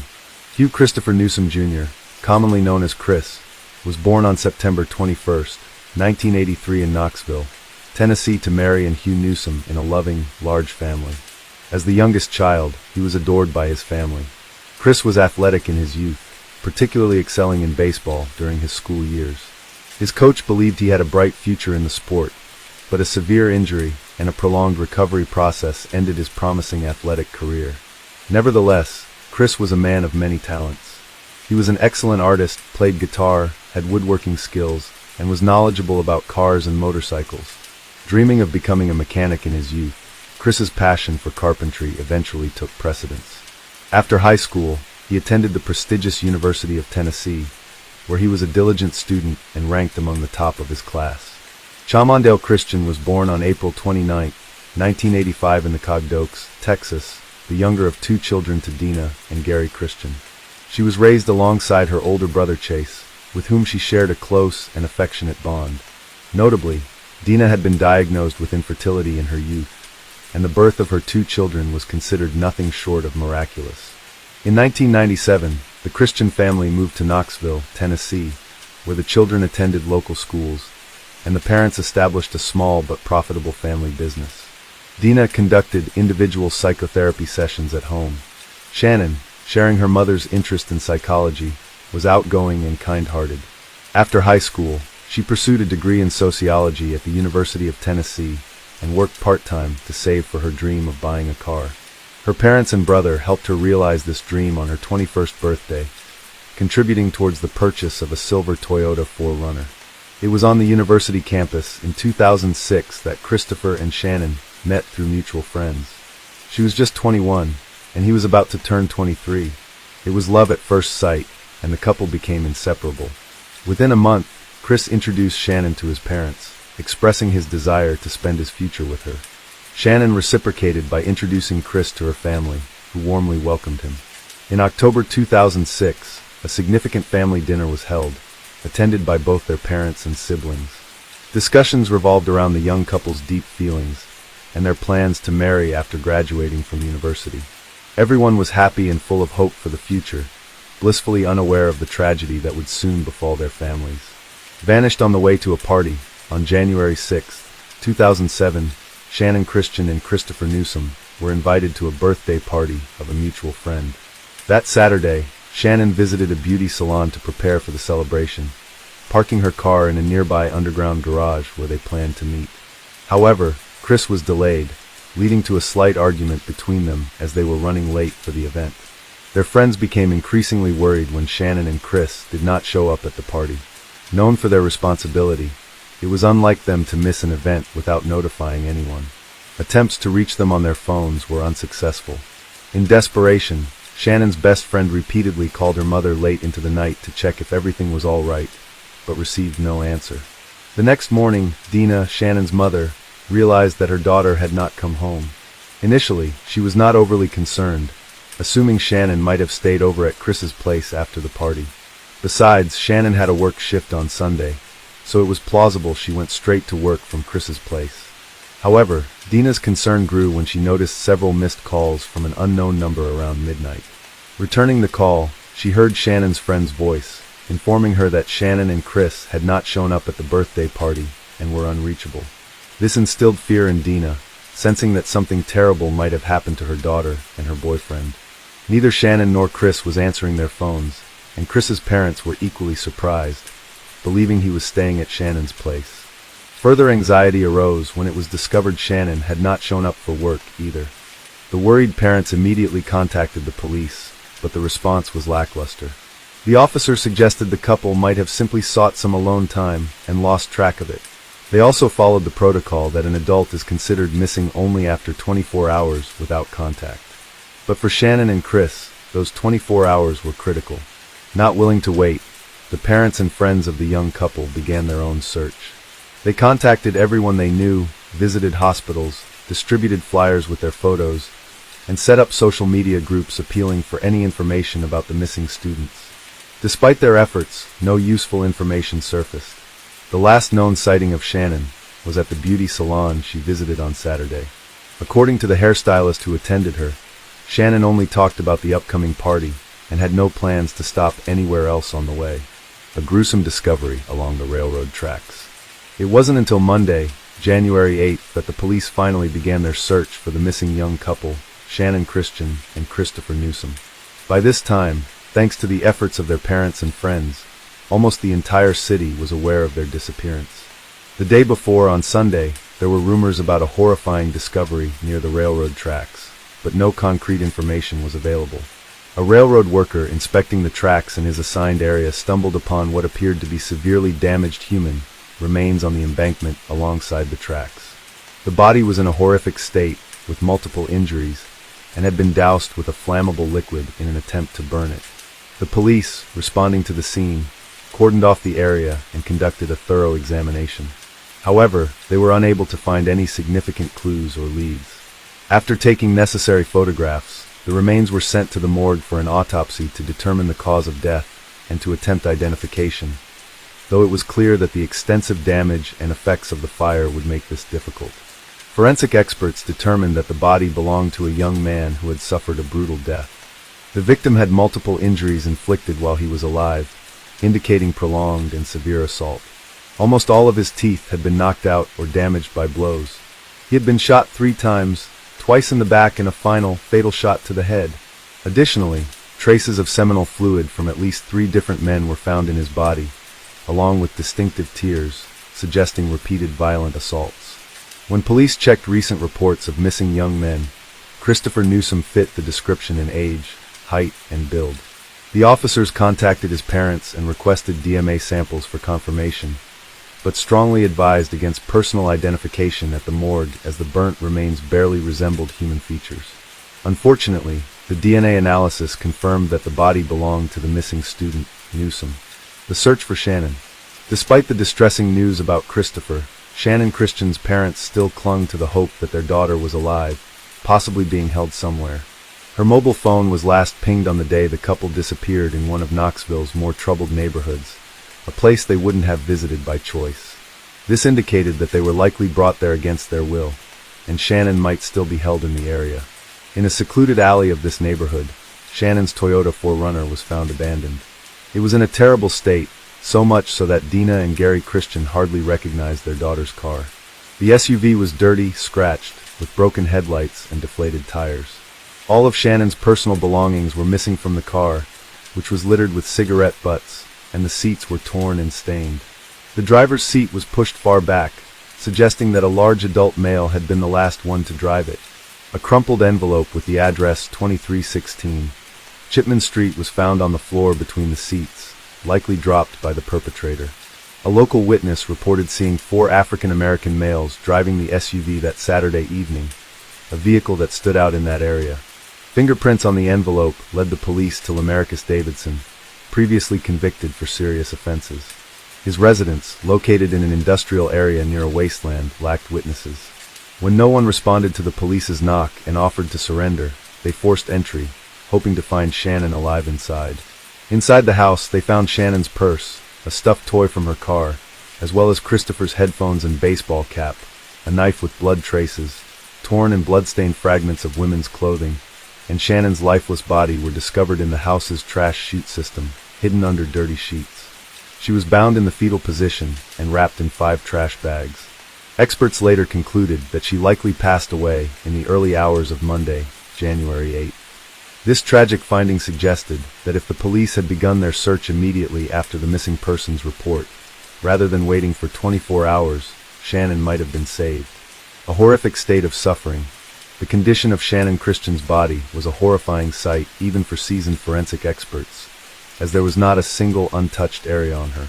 Shannon was covered from head to toe with bruises, abrasions, cuts, and cigarette burns. The numerous tears and injuries to her genital area, as well as her oral cavity and throat, indicated that she had been subjected to multiple assaults by several men.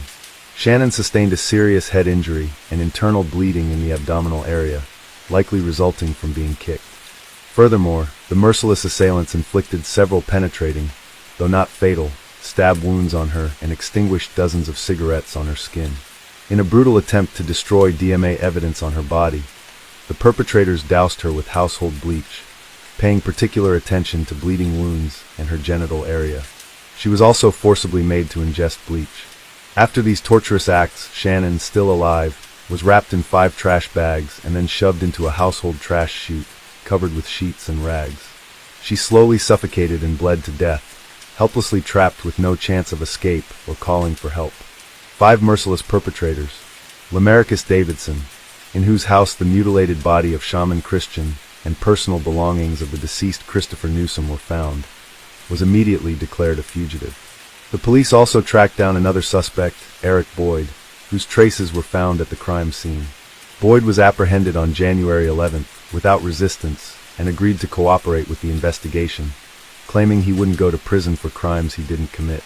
Boyd revealed that Davidson was hiding in a vacant house listed for sale and personally led the police to the location. Davidson, unprepared for this turn of events, was caught off guard and offered no resistance. Notably, at the time of his arrest, Davidson was wearing sneakers that had belonged to the deceased student. During interrogations, Davidson tried to minimize his role, portraying himself as a victim. He claimed that the couple had come to his house looking to buy banned substances, but were caught up in a conflict with his acquaintances. Davidson insisted that he left to avoid involvement, and the subsequent brutal acts occurred in his absence. Further interrogations revealed 3 more individuals involved in the case. Davidson's friend, George Thomas, his half-brother, Latalvis Cobbins, and an 18-year-old woman named Vanessa Lynn Coleman. Once all 5 suspects were in custody, they were placed in separate cells and interrogated individually. Each tried to deflect blame onto the others, inadvertently revealing details of the heinous crime. Their fragmented accounts helped piece together the event's chronology and each perpetrator's role in the brutal act. A timeline of tragic events. Lamarcus Davidson, who had been released from prison on parole just a few months before these events, was desperately in need of money. He was involved in the sale of banned substances and urgently required a vehicle to deliver these to his customers. Davidson decided to steal a car from an underground parking lot, known for its lack of surveillance cameras, and headed there with his accomplices. Tragically, at that moment, students Shannon and Christopher were in the parking lot, arguing over Chris's delay. The criminals, deciding to leave no witnesses, forced the couple into the trunk of a car at gunpoint.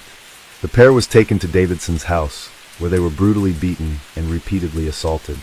After midnight, a barefoot and undressed Christopher was again forced into the trunk and taken to the railroad tracks. He was ordered to walk on the stones before being shot twice in the back. His torment was ended with a final shot to the head. His body was then doused with a flammable liquid and set on fire, in hopes of destroying any evidence that could lead to the perpetrators. Having dealt with Newsom, the criminals returned to the house where Shannon remained bound. She endured horrific cruelty the next day, leaving her without a single uninjured area on her body. The sadists concluded their torture by dousing her with bleach and packing her, still alive, into plastic trash bags, where she slowly suffocated. The exact moment when young Vanessa Coleman joined the group was unclear. During interrogations, she claimed to be a hostage herself, participating in the torture out of fear for her life. However, Boyd indicated that Coleman was Davidson's girlfriend and willingly participated in the events, even taking some of Shannon's jewelry and mobile phone. Further, a personal diary found at Vanessa's home contained her descriptions of the horrors at her boyfriend's house, which she referred to as an exciting adventure. The initial trials and sentences. During the investigation, it was established that Lamarcus Davidson, born in 1981, was the leader of the criminal group and the primary instigator of the brutal acts against the innocent victims. Davidson tried to deflect blame and downplay his role in the atrocities, attempting to shift responsibility onto the deceased themselves. Davidson claimed that the couple came to his house to buy banned substances and later suggested engaging in rough intimacy with him and his friends, a situation he said spiraled out of control. Remarkably, the defendant's lawyers latched onto this version, attempting to tarnish the reputations of the deceased in court. The parents of the victims later expressed immense emotional anguish over these claims. Nevertheless, Davidson was found guilty on 40 counts, including assault, kidnapping, robbery, and particularly cruel and premeditated termination of life, among others. The jury unanimously decided that Davidson deserved the death penalty for his heinous acts. Latalvis Cobbins, born in 1982, faced the death penalty for his role in the torture, assaults, and involvement in the termination of life. However, he was ultimately sentenced to life imprisonment without the possibility of parole. George Thomas, born in 1983, received a similar life sentence for his involvement in the same crimes, with no chance of release. Eric Boyd, considering his cooperation with the investigation and assistance in capturing Davidson, was sentenced to 18 years of imprisonment. The relatives of both victims found this sentence outrageously lenient. As for Vanessa Coleman, born in 1988, the only female participant in the atrocities, the investigation proved her involvement in the torture, assaults, and in Shannon's tragic end. She was sentenced to 53 years in prison. Overturned verdicts and new hearings in 2011 while the criminals were serving their sentences and Davidson awaited execution. The case took an unexpected turn. The presiding judge resigned, admitting to a substance dependency. His ability to conduct trials was questioned, and his verdicts over the last 2 years were annulled, leading to new hearings, including the case of Christian and Newsom. A new judge scheduled hearings for all 5 individuals involved in the student's tragic end. After the retrials, Davidson's sentence remained unchanged. Death penalty. Tobins continued to serve his life sentence without the possibility of parole. Thomas, however, received a life sentence with the possibility of parole after 51 years. Vanessa Coleman's sentence was reduced from the original 53 years to 35 years. Her appeal in 2014 was rejected, and parole was denied in 2017. In 2020, the parole board decided she would remain incarcerated at least until April 2032. Eric Boyd's situation changed most dramatically. Originally receiving a relatively short sentence for cooperating with the investigation, his involvement in the assaults and tragic end of both victims was later proven. His retrial resulted in a life sentence without parole, with his accomplice Thomas testifying against him, revealing previously unknown details about Boyd's role. For his testimony, Thomas, who initially had the possibility of parole after 51 years, had his sentence reduced by 15%, contingent on good behavior. Boyd's attempts to appeal his new sentence were unsuccessful. He is currently serving his sentence in the Bledsoe County Correctional Complex. Davidson remains in the maximum security Riverbend institution, awaiting the execution of his death sentence. Public reaction and the case's impact. As previously mentioned, this trial garnered significant attention, widely covered in the press, and leading to the enactment of 2 laws. The first was aimed at protecting victims from defamation, attempts to shift blame onto them, and portraying them negatively. This was in response to the defense strategy of the accused and their lawyers, who tried to label the students as drug users and thrill seekers in a troubled neighborhood. These claims were completely false and caused immense pain and suffering to the victims' families.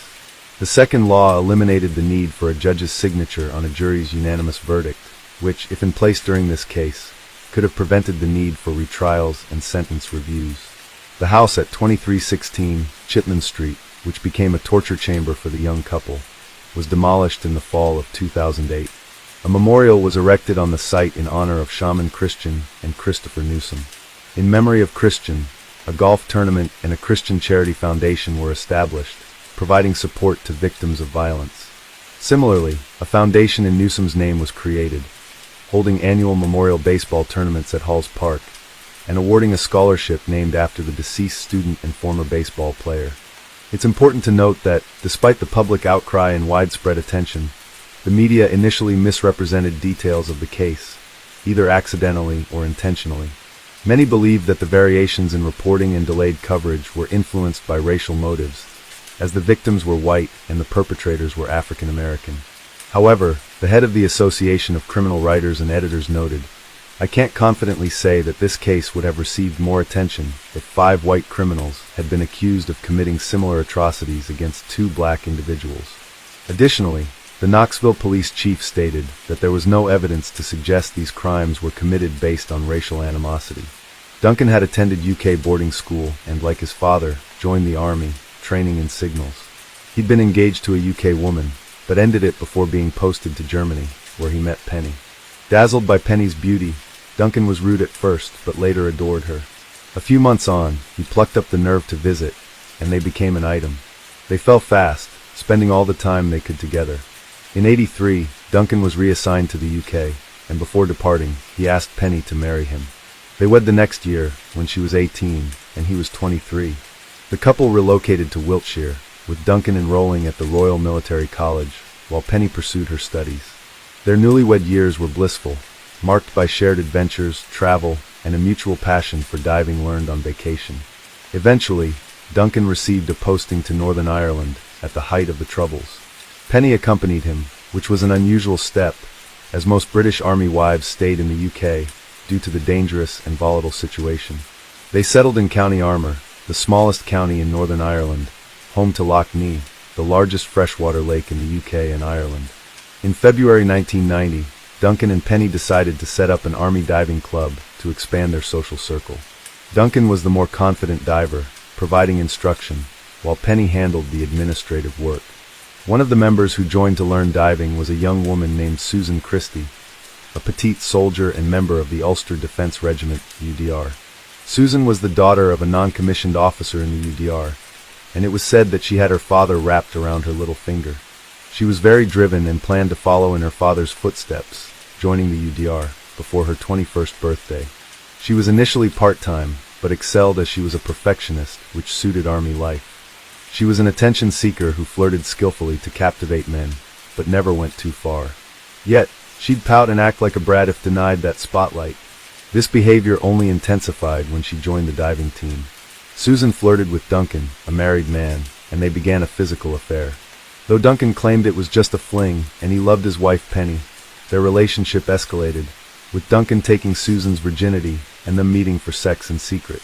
Penny suspected Susan and Duncan's behavior, though she lacked proof. Trusting her intuition, she watched them closely, hoping the situation would resolve itself. However, Penny's optimism would prove misguided, but Susan's behavior around Duncan, particularly in the diving circle, became unpredictable. Susan was jealous of Penny as she treated her horribly. She was rude and would ignore Penny, even if she was to even just say hello. It wasn't enough for Susan to have Duncan in the palm of her hand. She would also try and make Duncan jealous if they all went to the pub after a dive, and she wasn't sitting next to him. She would flirt with the other soldiers around them. Duncan would describe it as leading them on, and if any of them tried for a kiss or anything more, Susan would run back to him crying, saying she was being harassed. Susan rightly so began to get a reputation for throwing accusations around. She also began to fake illness when she wasn't getting the attention she wanted, and was treated in hospital a few times when there was nothing wrong with her. In September 1990, a serious incident occurred. Duncan and Susan dived with the club near the wrecked SS Triple, which had sunk in 1917 off County Antrim after hitting a mine. It was a deeper dive than usual. The wreck lay 30 meters down. Duncan, the cautious leader, had all stopped mid-ascent for 2 minutes to avoid decompression sickness. When they surfaced, he warned that anyone feeling unwell should contact him or a supervisor. Everyone, including Susan, said they were fine. The next morning, Duncan received a call that Susan was, to no one's surprise, unwell. She had joint pains, a symptom of the bends, so Duncan took her to a specialist. Though she could walk to the car and into the clinic, when left in the waiting room, she dramatically collapsed and needed a nurse's attention. The doctor confirmed her symptoms matched surfacing too quickly, but found it curious that Duncan, her diving partner, showed no signs. Despite 2 compression chamber runs, Susan continued feeling unwell, concerning the doctor. The week before during a training course, and perhaps the pain she was experiencing was from that. Both the doctor and Duncan were furious that their time and energy had been wasted on what was probably a false alarm. But they weren't the only ones. Once pissed off, Penny had been left at home for hours while her husband was attending to the woman she suspected he was having an affair with. Penny was so fed up that she actually called her mother. She didn't tell her mother in so many words what was going on, but her mother would understand how hard it was to live on an army base, as she had done it with her own husband, and she would be clever enough to read between the lines. Next to a woman's intuition, a mother's intuition is like having a superpower. This was the only second time Penny had opened up about her worries. Last summer, she went to Germany to see a friend, and told them about her concerns over Duncan and Susan. She also confided the loss of her pregnancy, but kept it from Duncan due to their relationship troubles. That weekend, Duncan had Susan over while Penny visited her friend in Germany. their first time being together overnight. Susan soon professed her love for Duncan, but he refused to return the sentiment. He brushed her off, confessing he felt unable to express his love due to his loyalty to his wife. He had no issue betraying his wife by getting intimate with Susan, but drawing the line at declaring his love, as that would be too much a betrayal. The diving club arranged a trip to Ascension Island in October 1990, and at first, there was a problem with Penny's flight, which elated Susan. But then Duncan intervened, getting Penny on a flight. This infuriated Susan, who was very hostile towards Penny, who was just trying to ensure a smooth trip. Penny organized the equipment and cooked for everyone, but Susan, in one of her moods, refused to eat Penny's food or help her. Duncan soon realized that Susan wasn't just in love with him, but obsessed. He was stuck dividing his time between the two women. Even though he was a knight with Susan, he still managed to slip away with her a few times throughout the trip. Duncan pulled Susan on her behavior towards Penny. And while he was concerned for Penny over Susan's behavior, he was even more concerned when they actually seemed to be getting on. They would sit together, have long conversations, and get on towards the end of the trip. After the trip, Duncan decided he would have to end the affair with Susan. It was clear by this stage that Susan was dangerous. And if she got close to Penny, she could tell her of the affair and his marriage would be over, and it also put a risk to his career. Duncan told Susan the affair was over, but she was having none of it. She cried and then totally ignored the fact that it was over. On the 2nd of 1990, Susan told Duncan she thought she was pregnant. Upset, he panicked, couldn't understand how this happened. Susan said she was sick on their Ascension Island trip, but didn't say anything, not wanting to be stopped from diving. When discussing options, Duncan made his views clear, but said it was Susan's decision and he'd support her. The first option was termination. She could have the baby, but he'd be uninvolved financially. Or she could have the baby, name him as the father, but he'd lose his job. Termination was the only option for Susan. She didn't want to raise the baby alone, and she wanted to keep her career. On a while later, Susan told Duncan she was pregnant, but the doctor said it'd be best to wait before arranging an abortion. Abortion was illegal up to 2020, so she'd have had to travel. A month later, Susan announced she'd lost the baby, convenient as she never went to the hospital or took time off work. Duncan stayed in touch that week, after Susan lost the baby, trying to console her over the loss. However, Susan later contacted Duncan after meeting up with Penny for lunch. She was very angry with Duncan because she had told Penny about the miscarriage and claimed that she too had lost a baby, fully aware of what Susan was going through. Susan was furious and called Duncan to find out why he had not told her this himself. Of course, he could not have, as Penny had not informed him, and he had not even known she was pregnant. He was devastated that Penny had not confided in him, and he also realized that he could not ask Penny about it. Susan had to go to the UK for a work course in 1991. This helped end her affair with Duncan, as he was also posted to Germany. But they still continued seeing each other, much to Penny's annoyance, until Susan made a scene trying to get Duncan to go out with her. The weekend before Susan was to go to the UK, Penny went to Dublin with some army wives. Duncan and Susan would spend that same weekend together, and it would be the last time they would have together, so they made the most of it. They went diving together, went for walks, and of course had a bit of housework. Susan was upset that things were finally coming to an end, but told Duncan she was happy they'd remain friends. However, people that gullible think they can stay friends after an affair. After the weekend was over, and Penny returned home, Duncan was surprised to receive a call from Susan. He thought that their weekend together clearly signaled that they were over. Obviously, Duncan didn't understand the staying friends bit was Susan's way of holding on. She continued to call Duncan at work, and even made plans to meet Penny for a walk and lunch before she left for the UK on Tuesday, the 26th of March, 1991. Duncan received a call from Susan. She asked what could have happened if he wasn't married. This was a risky question, with a perilous answer that could lead to dire consequences. Duncan said it was pointless to consider, as things are as they are. He noted they'd face other challenges, as she's a soldier and he's an officer, and their relationship was prohibited in the army, even if she was commissioned, as she was stationed in Northern Ireland while he couldn't be there long term. Susan agreed, and was upset by the truths he shared before ending the call. The following day, Wednesday the 27th of March, Penny dropped Duncan to work and headed into town, as she had to drop some stuff off at the army run shop, and then later go to meet Susan for their walk with the dogs and lunch out. This morning would be the last time Duncan would see his beautiful wife alive.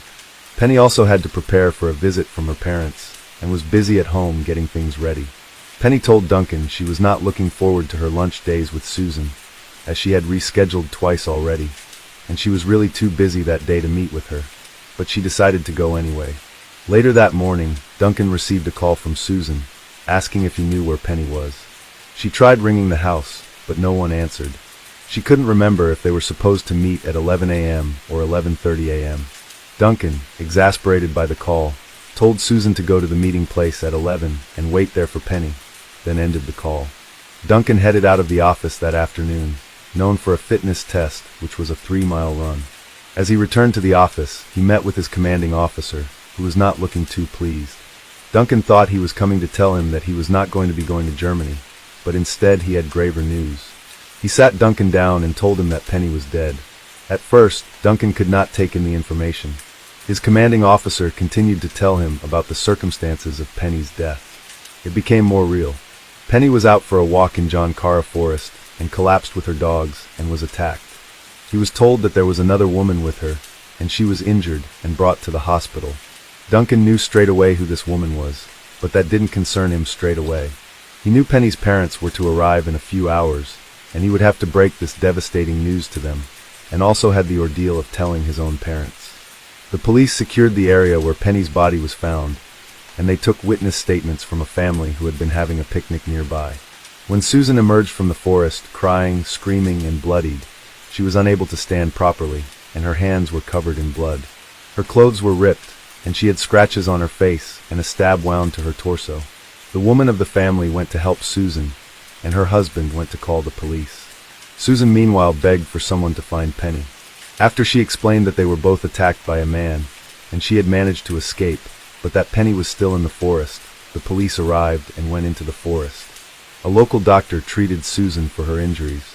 They followed the trail, and soon found Penny lying on the forest floor, covered in blood, and her throat had been cut. This is where she bled out and died. Susan was brought to the hospital and treated for her scratches and stab wound, then sent home. That night, Duncan rang her to see how she was, and to ask her what happened. All she kept saying was sorry, and that she tried to help but couldn't. He agreed to go see her after seeing Penny. Susan offered to go with him, and was very insistent, but Duncan said it was something he had to do on his own. The following day, he visited Susan at her home, and she again tearfully kept apologizing to him for not saving Penny. Duncan, as usual, believed since crocodile tears and told her it wasn't her fault. Susan told him what happened. Penny and Susan met up as planned. They went for a walk in the forest on a lovely day. Susan stopped to tie her shoelaces, while Penny went ahead with the dogs. Penny's dogs started barking furiously, and Susan saw a man standing over Penny on the ground. Penny was bleeding, and the man had a knife. The man then attacked Susan, pulling her, knocking her down, and trying to take her clothes. Susan kneed him, and then went to Penny's aid. Susan couldn't stop Penny's bleeding, and the man had fled the scene, so she ran to the car park. The attacker was of average height, had brown hair, blue eyes, and was wearing a green jacket, blue jeans, and white sneakers. The police visited Susan's house and requested her to go to the forest where she and Penny were attacked. The police suspected Susan was withholding information, and they were right. Susan and Duncan did not disclose their affair to the police, as they agreed it was irrelevant to Penny's case. They agreed to keep quiet about the affair if the police found out. The police questioned Susan extensively at the station throughout the day. She complained that the officer was not courteous, but Duncan said that's how they gather evidence. Susan felt she was mistreated, and that the police were against her. She told Duncan they would speak to a friend who knew about their affair, which worried him. Duncan tells Susan that the police are searching for a white car and a description of the perpetrator. This is a relief for Susan, since she is not the only one who saw the man she described. Overnight, Duncan thought he should approach the police and tell them about the affair. He also felt it would save time, and they would focus solely on finding who killed Penny. Duncan wasted no time in contacting the police, providing them with a comprehensive account. The authorities had little need for further questioning, merely inquiring about his familiarity with Drumcara Forest and Susan's recent visit. Duncan denied knowledge of the former, but acknowledged the latter, requesting discretion regarding the Army's involvement, which the police stated was not feasible. He was instructed to return to Northern Ireland following Penny's funeral in England. When he arrived in England, his father picked him up at the airport, and he told him about the affair on the eve of Penny's funeral. He knew that Susan had been arrested for Penny's murder. Now he had to tell Penny's family about the affair. He called Penny's parents and told them everything. They were kind during the funeral the next day, even letting Duncan sit next to them. There are better people out there than some, and I see that with the families of victims, especially the parents. Meanwhile, Susan was being questioned, and she had stuck to her story throughout. The police told her that Duncan had confessed to their affair, and Susan began to deflect and change her story. Suddenly, she had memory loss and could no longer remember what happened that day in the forest. The police were watching Susan's behavior throughout, and noticed that she seemed to like the attention she was getting during the interviews. She ate everything that was put in front of her. She tried to befriend the female officer that was assigned to the case. This was not the typical behavior of someone who had witnessed the brutal murder of their friend and then implicated in us. When questioned, Duncan was asked about his relationship with Susan and whether he and Penny had an open marriage. Police also asked if Penny didn't help Susan in an accident during a dive, and if Duncan forced Susan to terminate a pregnancy. Susan claimed that Penny had provoked her that day, causing her distress and a blackout, after which Penny was found dead. Police believed that Susan was withholding the full truth, possibly to cover for Duncan. They also questioned why Duncan had conspired with Susan to cover up the affair, unless he had something to do with it. Why had he spent 2 days with this supposed ex-lover following the news of his wife's death? Duncan flatly denied everything, and his statement was prepared, and he was released. Susan was kept in custody, where she quickly adjusted to prison life. Her father visited her, and so did friends, but she never admitted to anyone what she did on June 1st, 1992. Susan appeared at Downpatrick Court and pleaded not guilty to murder, but guilty to manslaughter. The Crown's opening statement was damning. They said Susan had lured her lover's wife to a secluded spot and then brutally murdered her. It was a case of premeditated murder. Then she tried to cover up the murder by inventing an attacker and injuring herself. Forensic scientist Joseph Ciar testified he visited the crime scene, believed Penny was attacked from behind, grabbed by coat and hair on left side, with one earring pulled off. Penny's neck was slashed, causing immediate unconsciousness. Police found a recently sharpened boning knife 260 yards away, which COR believed was the murder weapon. Susan's blue jacket had Penny's blood type, but not Susan's. The doctor that attended Susan at the scene that day was next to take the stand. He described Susan curled up on the floor of the car park near the forest. He patched up the small wound on her leg and the scratches across her stomach. Her underwear was slightly ripped and blood-stained, and when Silverton removed her gloves that she was wearing on the rather mild day, which didn't warrant the need for gloves, her hands were covered in blood. But there were no injuries when he did a follow-up on Susan a few days later. He summarized that her injuries were self-inflicted. The state pathologist then took to the stand, and he described the horrific injuries to Penny, and agreed with the forensic scientist that Penny would have lost consciousness straight away, and would have been dead within a few minutes. As the horrific injuries were being described, Susan could be heard sobbing. A doctor was called, and it was determined that Susan was not medically fit to continue the trial. When the trial resumed, Duncan took the witness stand and had to recount all the details of his affair with Susan. The defense exploited Duncan's demeanor, accusing him of being cold and indifferent towards Susan and ignoring the emotional toll the affair had on her, in order to continue it to satisfy his own sexual needs. He acted callously, telling her he loved her, but in a different way than he loved his wife. As Duncan was being cross-examined by the defense, Susan sat there weeping. Next time, Susan testified for 3 days. She talked about her relationship with Duncan, hoping that he would leave his wife for her, though that wasn't her initial intention. She admitted that she liked being the center of attention, but denied faking illness or injury to maintain that role. She also denied lying about her pregnancy and miscarriage, and that Duncan had told her she was right to want to have an abortion. Susan grew close to Penny on Ascension Island as fellow divers. Susan admitted to being jealous of Penny, who sometimes felt the same. Penny confronted Duncan about their affair, but never mentioned it to Susan. I doubt this. If Penny hadn't told Duncan about her miscarriage, she didn't confront him about the affair. Penny was classy, and knew Duncan would never leave her for someone like Susan. On the day of the murder, Susan claimed she felt unwell, and tried canceling the meet with Penny, who had already left. They met, drove to the forest, and Susan couldn't recall the attack, claiming memory loss. She denied buying and sharpening the knife, but later admitted lying to the police, realizing she must have been the attacker. A psychiatrist assessed Susan, concluding she had depression and stress reaction at the time. Another psychiatrist found her reaction normal, with only mild depression, not a mental illness, and that she fabricated memory loss. The trial took a break for the weekend, and when it resumed the following Monday, Lord Justice Kelly provided his instructions and summary to the jury. He asked them, "Is it more likely than not that Susan Christie was suffering from mental abnormalities when she planned, premeditated, and executed her plan to kill Penny? That is the sole focus of this case." After 4 hours of deliberation, and being informed that a majority verdict would be accepted, the 8 men and 4 women of the jury reached their verdict. She was found guilty of manslaughter and cleared of the murder of Penny. Before pronouncing sentence, Lord Justice Kelly explained to the court the factors that would influence his decision.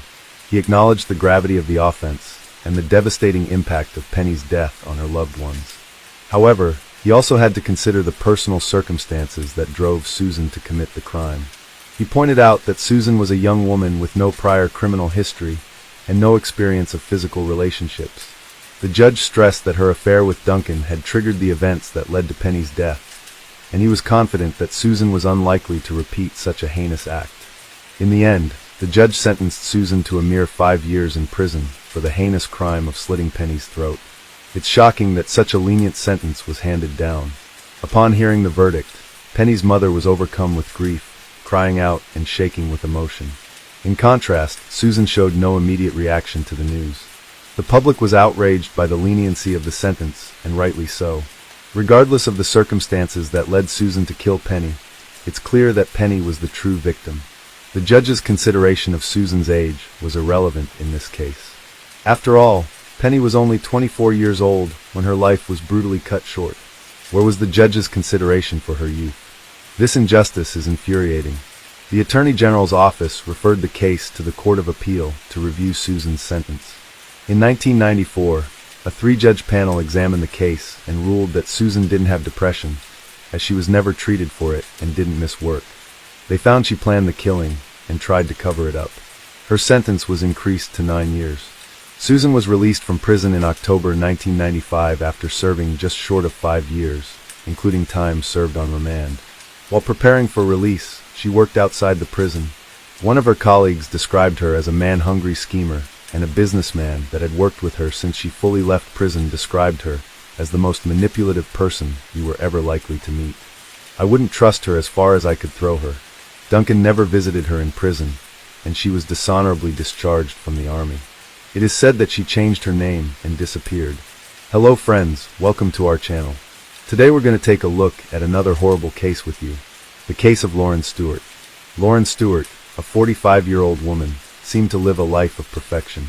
She was a devoted wife to Dan, a caring mother to her adult children, Stephen and Bethany, and it appeared that she had been blessed by fate. However, in the weeks leading up to her unimaginable act, she ventured into a dark world, exploring disturbing content on YouTube and researching methods to end her own life, eventually becoming skilled in the use of a Glock handgun. Lauren Devine. Stewart was born on January 9, 1973, and she spent most of her life in Michigan. Her work history included part-time personal training at the YMCA in Farmington Hills and occasional house cleaning. After leaving the Jehovah's Witnesses, she had pursued modeling and acting, exploring her creative side through workshops and networking with photographers. She was regarded as a charming and very pleasant woman. Lauren was married to a man named Daniel Stewart, who worked at the University of Michigan as a leading software architect, dedicated to developing technology for predicting heart attacks. He had many years of experience as a co-developer in the technology industry. Together with his wife, they were devout Christians within the Jehovah's Witness denomination for an extended period until 2013, when they decided to explore and take a different approach to their spiritual life. The couple had 2 accomplished children, 27-year-old Stephen, a data solution architect, and 24-year-old Bethany, a computer whiz, who showcased her talents in art and graphic design. At 45, Lauren Stewart had it all: a flourishing husband, 2 college-educated children, a budding modeling career, and a charming Keogh Harbor home adorned with a welcoming heart wreath on the door. However, beneath this facade of perfection, she grappled with a hidden pain. Lauren had experienced the heartache of exclusion and rejection from the religion she and her husband Daniel had embraced just a few years earlier. Lauren and her husband decided to leave the Jehovah's Witness faith, a Christian denomination known for its strict indoctrination and the practice of shunning former members. The seemingly perfect exterior concealed a complex web of emotions and decisions that would soon unfold into a captivating narrative. Up until 2013, Lauren and her family had been devout Jehovah's Witnesses, strictly adhering to beliefs that eschewed celebrations like birthdays, Easter, Christmas, or any other event they believed contradicted the teachings of Christ. Additionally, their faith strongly discouraged higher education, putting Stephen and Bethany at risk of being excommunicated if they pursued college. However, Dan envisioned a brighter future for their children through higher education. When they sought approval from the church elders to allow their kids to pursue degrees, the response was firm: disobey the church's policies and face disfellowship. This threat weighed heavily on the Stewart, as almost everyone they knew, including their extended family, were part of the congregation. According to the church's rules, excommunication would mean complete isolation, even from their own flesh and blood. After careful consideration, the Stewart made a bold decision to leave the religion they had long embraced. Although it initially felt right, the community's disapproval became unbearable, especially for Lauren. She described how routine tasks like grocery shopping were marred by dirty looks and hurtful comments from people she once believed were her friends, even though the belittling remarks were not directed at her. Living in a small community of just 3,300 residents, many of whom were Jehovah's Witnesses, the Stewarts struggled with the reality that the church-approved members would constantly remind them of their outcast status whenever they had the chance. This emotional burden became too much to bear, leading to a breaking point, and in search of a lifeline, Lauren turned to the gym, making it a regular part of her life to rebuild her physical and mental well-being. Her remarkable transformation allowed her to secure a job as a fitness instructor, and she was even able to leverage her natural beauty to become a successful model, surprising those who crossed her path. During this period, Laura seemed pleasant and optimistic despite her church's rejection. However, beneath her confident facade, she was deeply and immensely suffering from chronic depression, an affliction that had plagued her even before the shunning intensified with each passing day. In a desperate attempt to mask her inner turmoil, she would occasionally let glimpses of her distress show through, only to quickly conceal them with a forced smile. One of Laura's most closely guarded secrets was the family's crippling debt, which was pushing them to the brink of ruin. Confronted with this dual onslaught of financial and emotional distress, she devised a plan to resolve all her problems at once. Haunted by her inner turmoil, Lauren Stewart's downward spiral was deeply chilling and heartbreaking. She delved into grim research, scouring YouTube for methods of ending her own life, and instructional videos on handling a handgun, all leading up to a fateful day on February 15, 2018. She left a poignant note on the dinner table, meticulously tidied the home, and texted her loved ones, as well as her husband's boss, just before the unthinkable act. At 9:24 a.m., she turned over all the family photos on a secretary desk and sent a message to her husband's boss, stating that Dan had an accident and died. The boss reached out for further details, but received no response. Hours later, at 5:07 p.m. on the same day, she reached out to her cousin, confessing that she had become evil. She stated that she had taken her husband and kids with her, so they would not have to feel the impact of her selfish act, and that they would sleep until Christ resurrects them. Her cousin responded, urging her not to proceed with her plan. Lauren had become increasingly detached from reality in recent months, unbeknownst to her family. She had a pistol in her possession, and had tragically decided to use it against the very people she professed to love. Her first victim was her husband, 47-year-old Dan, whom she shot in the head as he attempted to flee. With her most significant threat eliminated, she went upstairs to her 24-year-old daughter Bethany's room, where Bethany was asleep, and ended her daughter's life without hesitation.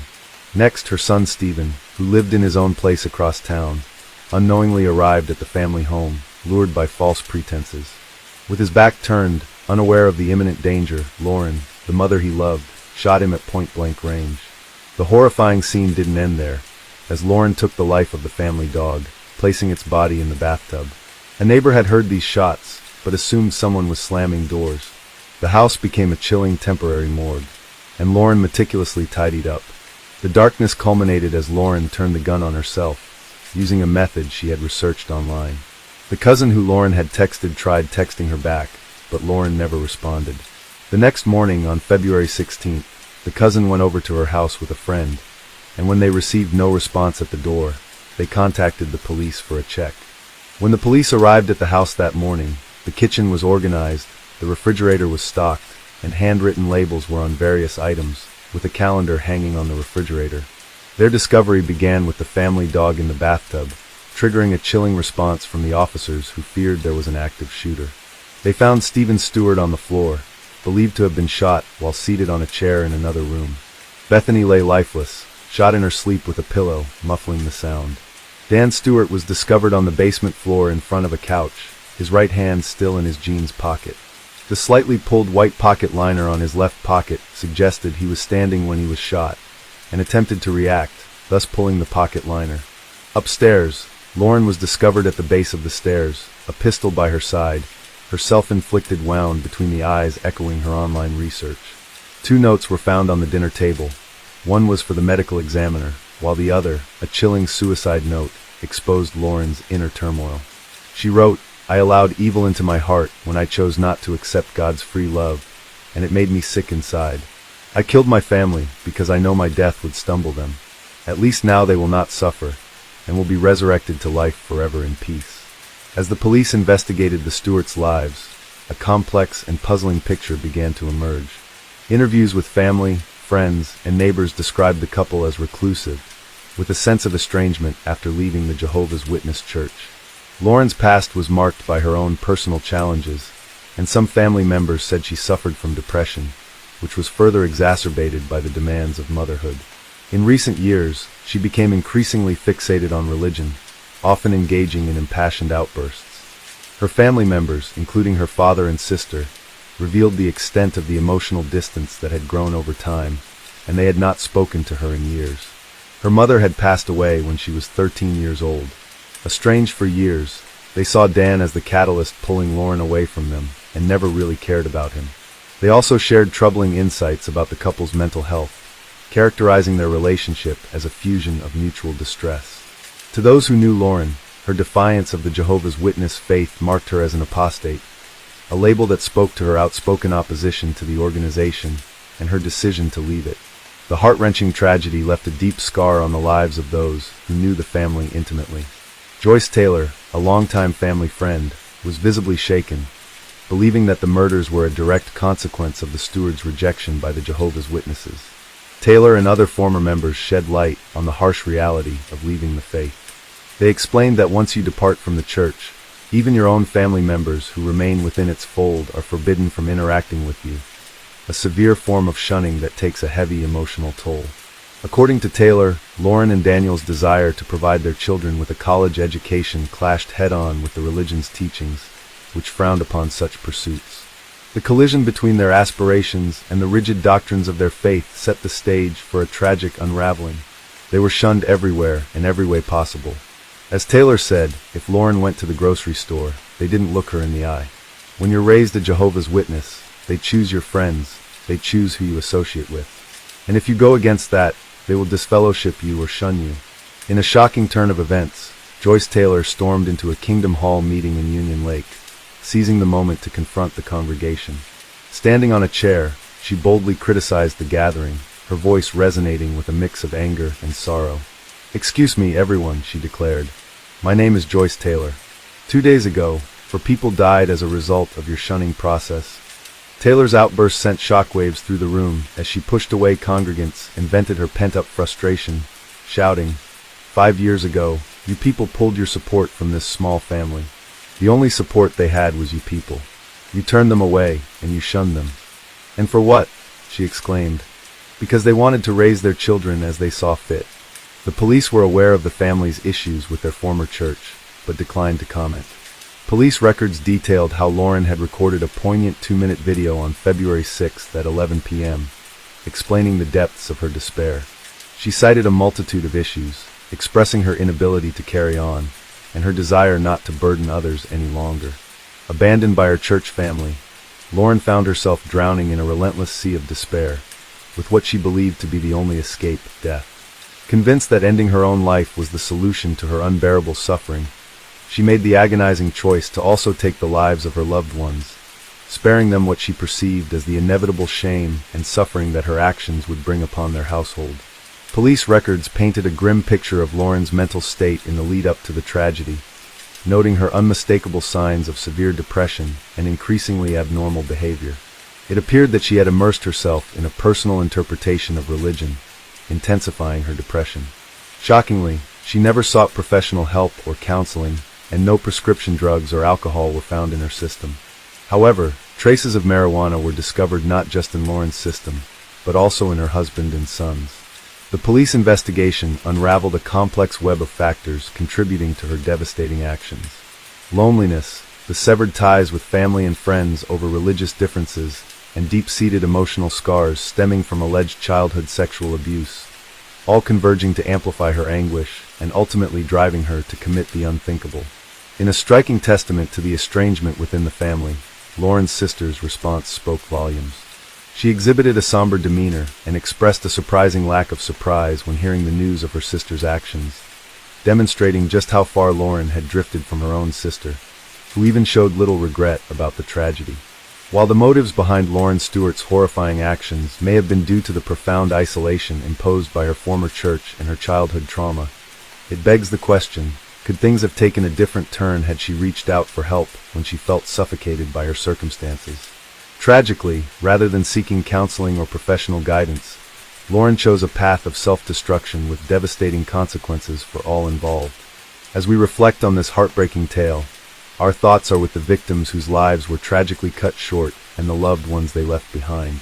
Today we're going to take a look at another horrible case with you, the case of Savannah Gold.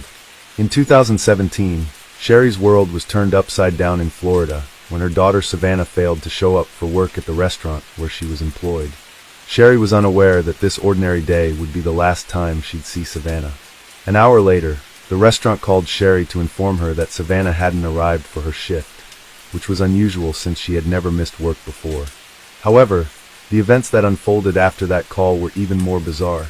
When Savannah's father received a message on her behalf, riddled with spelling mistakes and lacking punctuation, he instantly knew it wasn't his 21-year-old daughter who had written it. The impersonator claimed Savannah had met an amazing guy, fallen in love, and decided to elope with him, promising to call later. Savannah's father, Daniel Gold, carefully read the text message, paying close attention to its content. He knew his daughter well, and was convinced that running away with her boyfriend was out of character for her.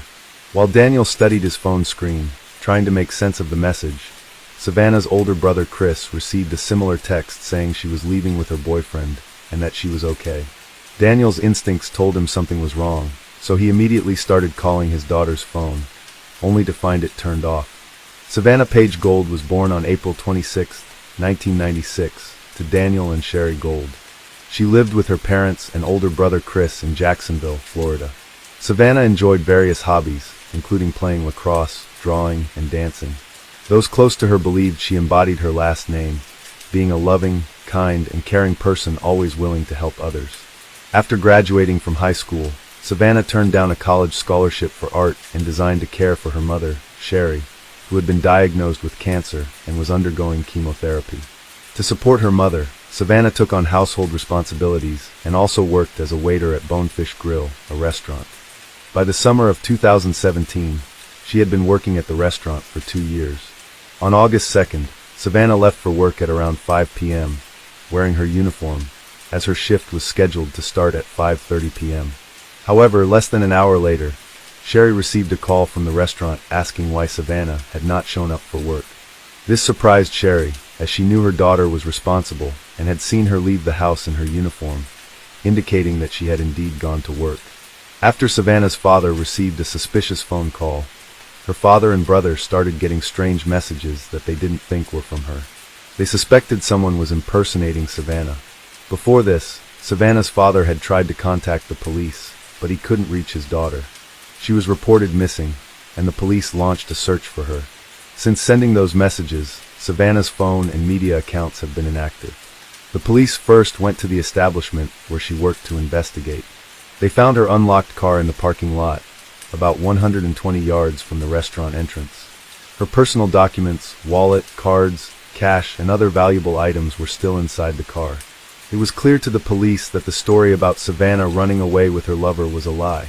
If Savannah had planned to disappear, she would have taken her documents and bank cards with her to avoid being traced. It didn't make sense that she would leave them behind in her car. Initially, there were no signs of a struggle or crime near or inside the car, except for the flat left front tire. Forensic experts were called to investigate, and detectives visited the restaurant to speak with Savannah's coworkers. However, they all claimed that Savannah hadn't come to work that day, and that no one had seen her. The presence of Savannah's car, parked 120 yards from the restaurant, led detectives to suspect that something might have happened to her after she arrived at work. They began canvassing local establishments, particularly those with surveillance cameras, to review the footage and identify the moment Savannah parked her car. Although the image quality was poor, the police were able to see from the footage that Savannah parked her car, got out, and walked to a nearby silver Chevrolet Malibu sedan. For 14 minutes, she stood next to the driver's door, talking to the person behind the wheel. She then opened the back door and got in, and the driver followed suit. The police watched as the car shook, and the back door swung open 3 times before being closed again. Officers suspected that a fight had broken out inside the car between Savannah and the Chevrolet's owner. Shortly after, the man exited the car, approached Savannah's vehicle, opened the driver's door, and removed something from inside. He then punctured the front left tire, got back into his vehicle, and drove away without Savannah ever getting out. The owner of the Chevrolet Malibu was quickly identified as Lee Rodarte, a 28-year-old manager and chef at the restaurant where Savannah worked.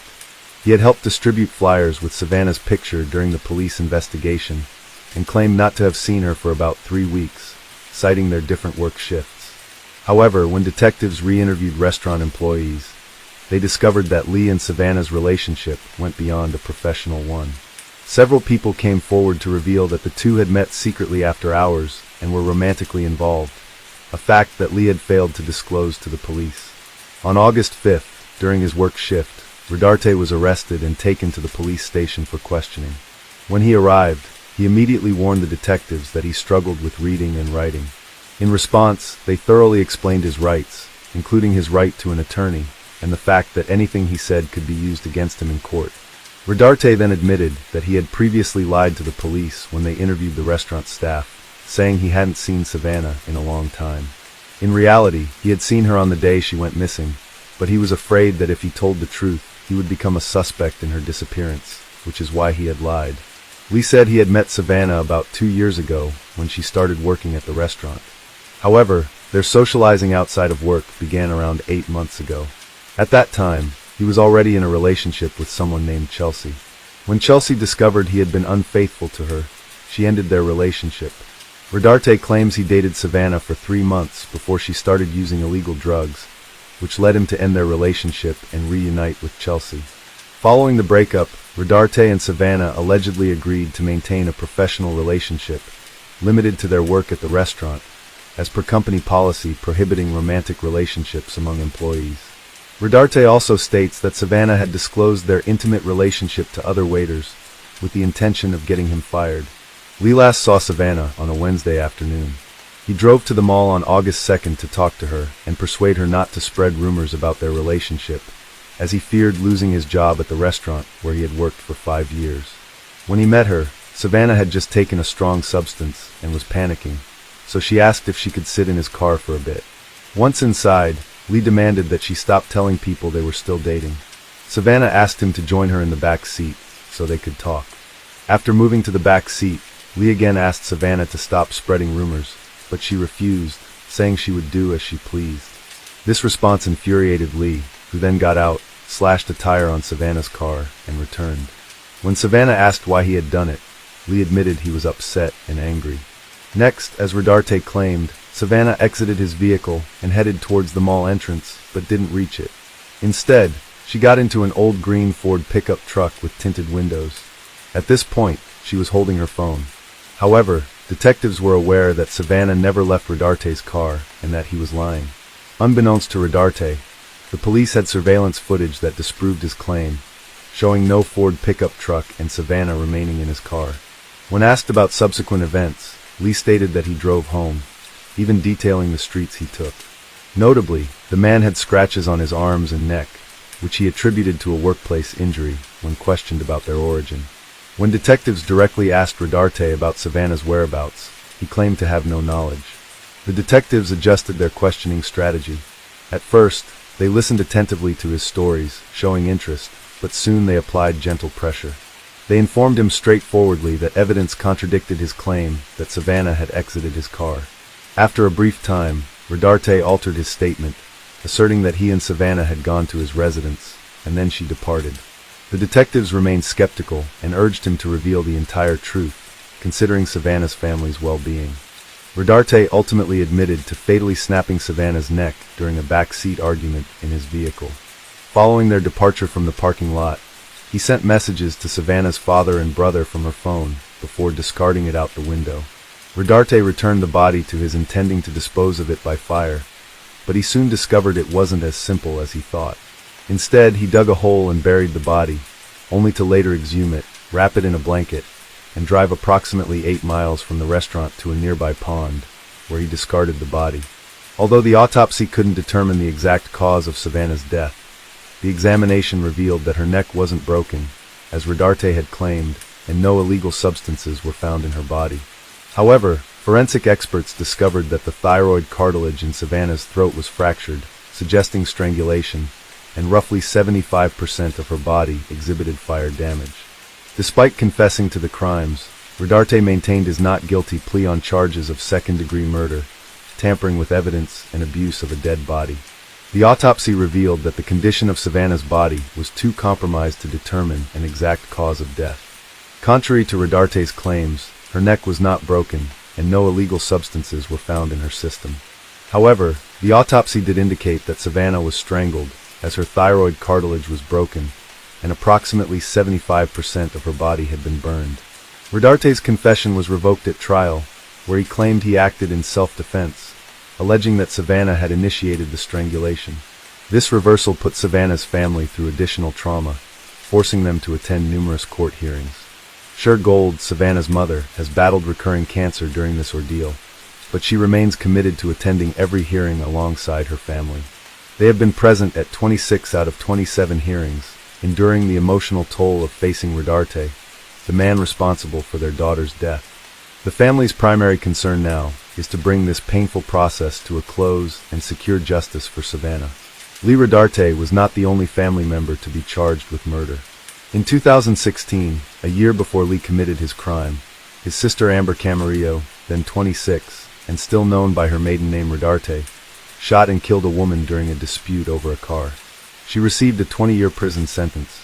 Lee Rodarte was offered a plea deal, which required him to plead guilty to second-degree murder in exchange for a 40-year prison sentence. In return, the charges of tampering with physical evidence and abuse of the body would be dropped.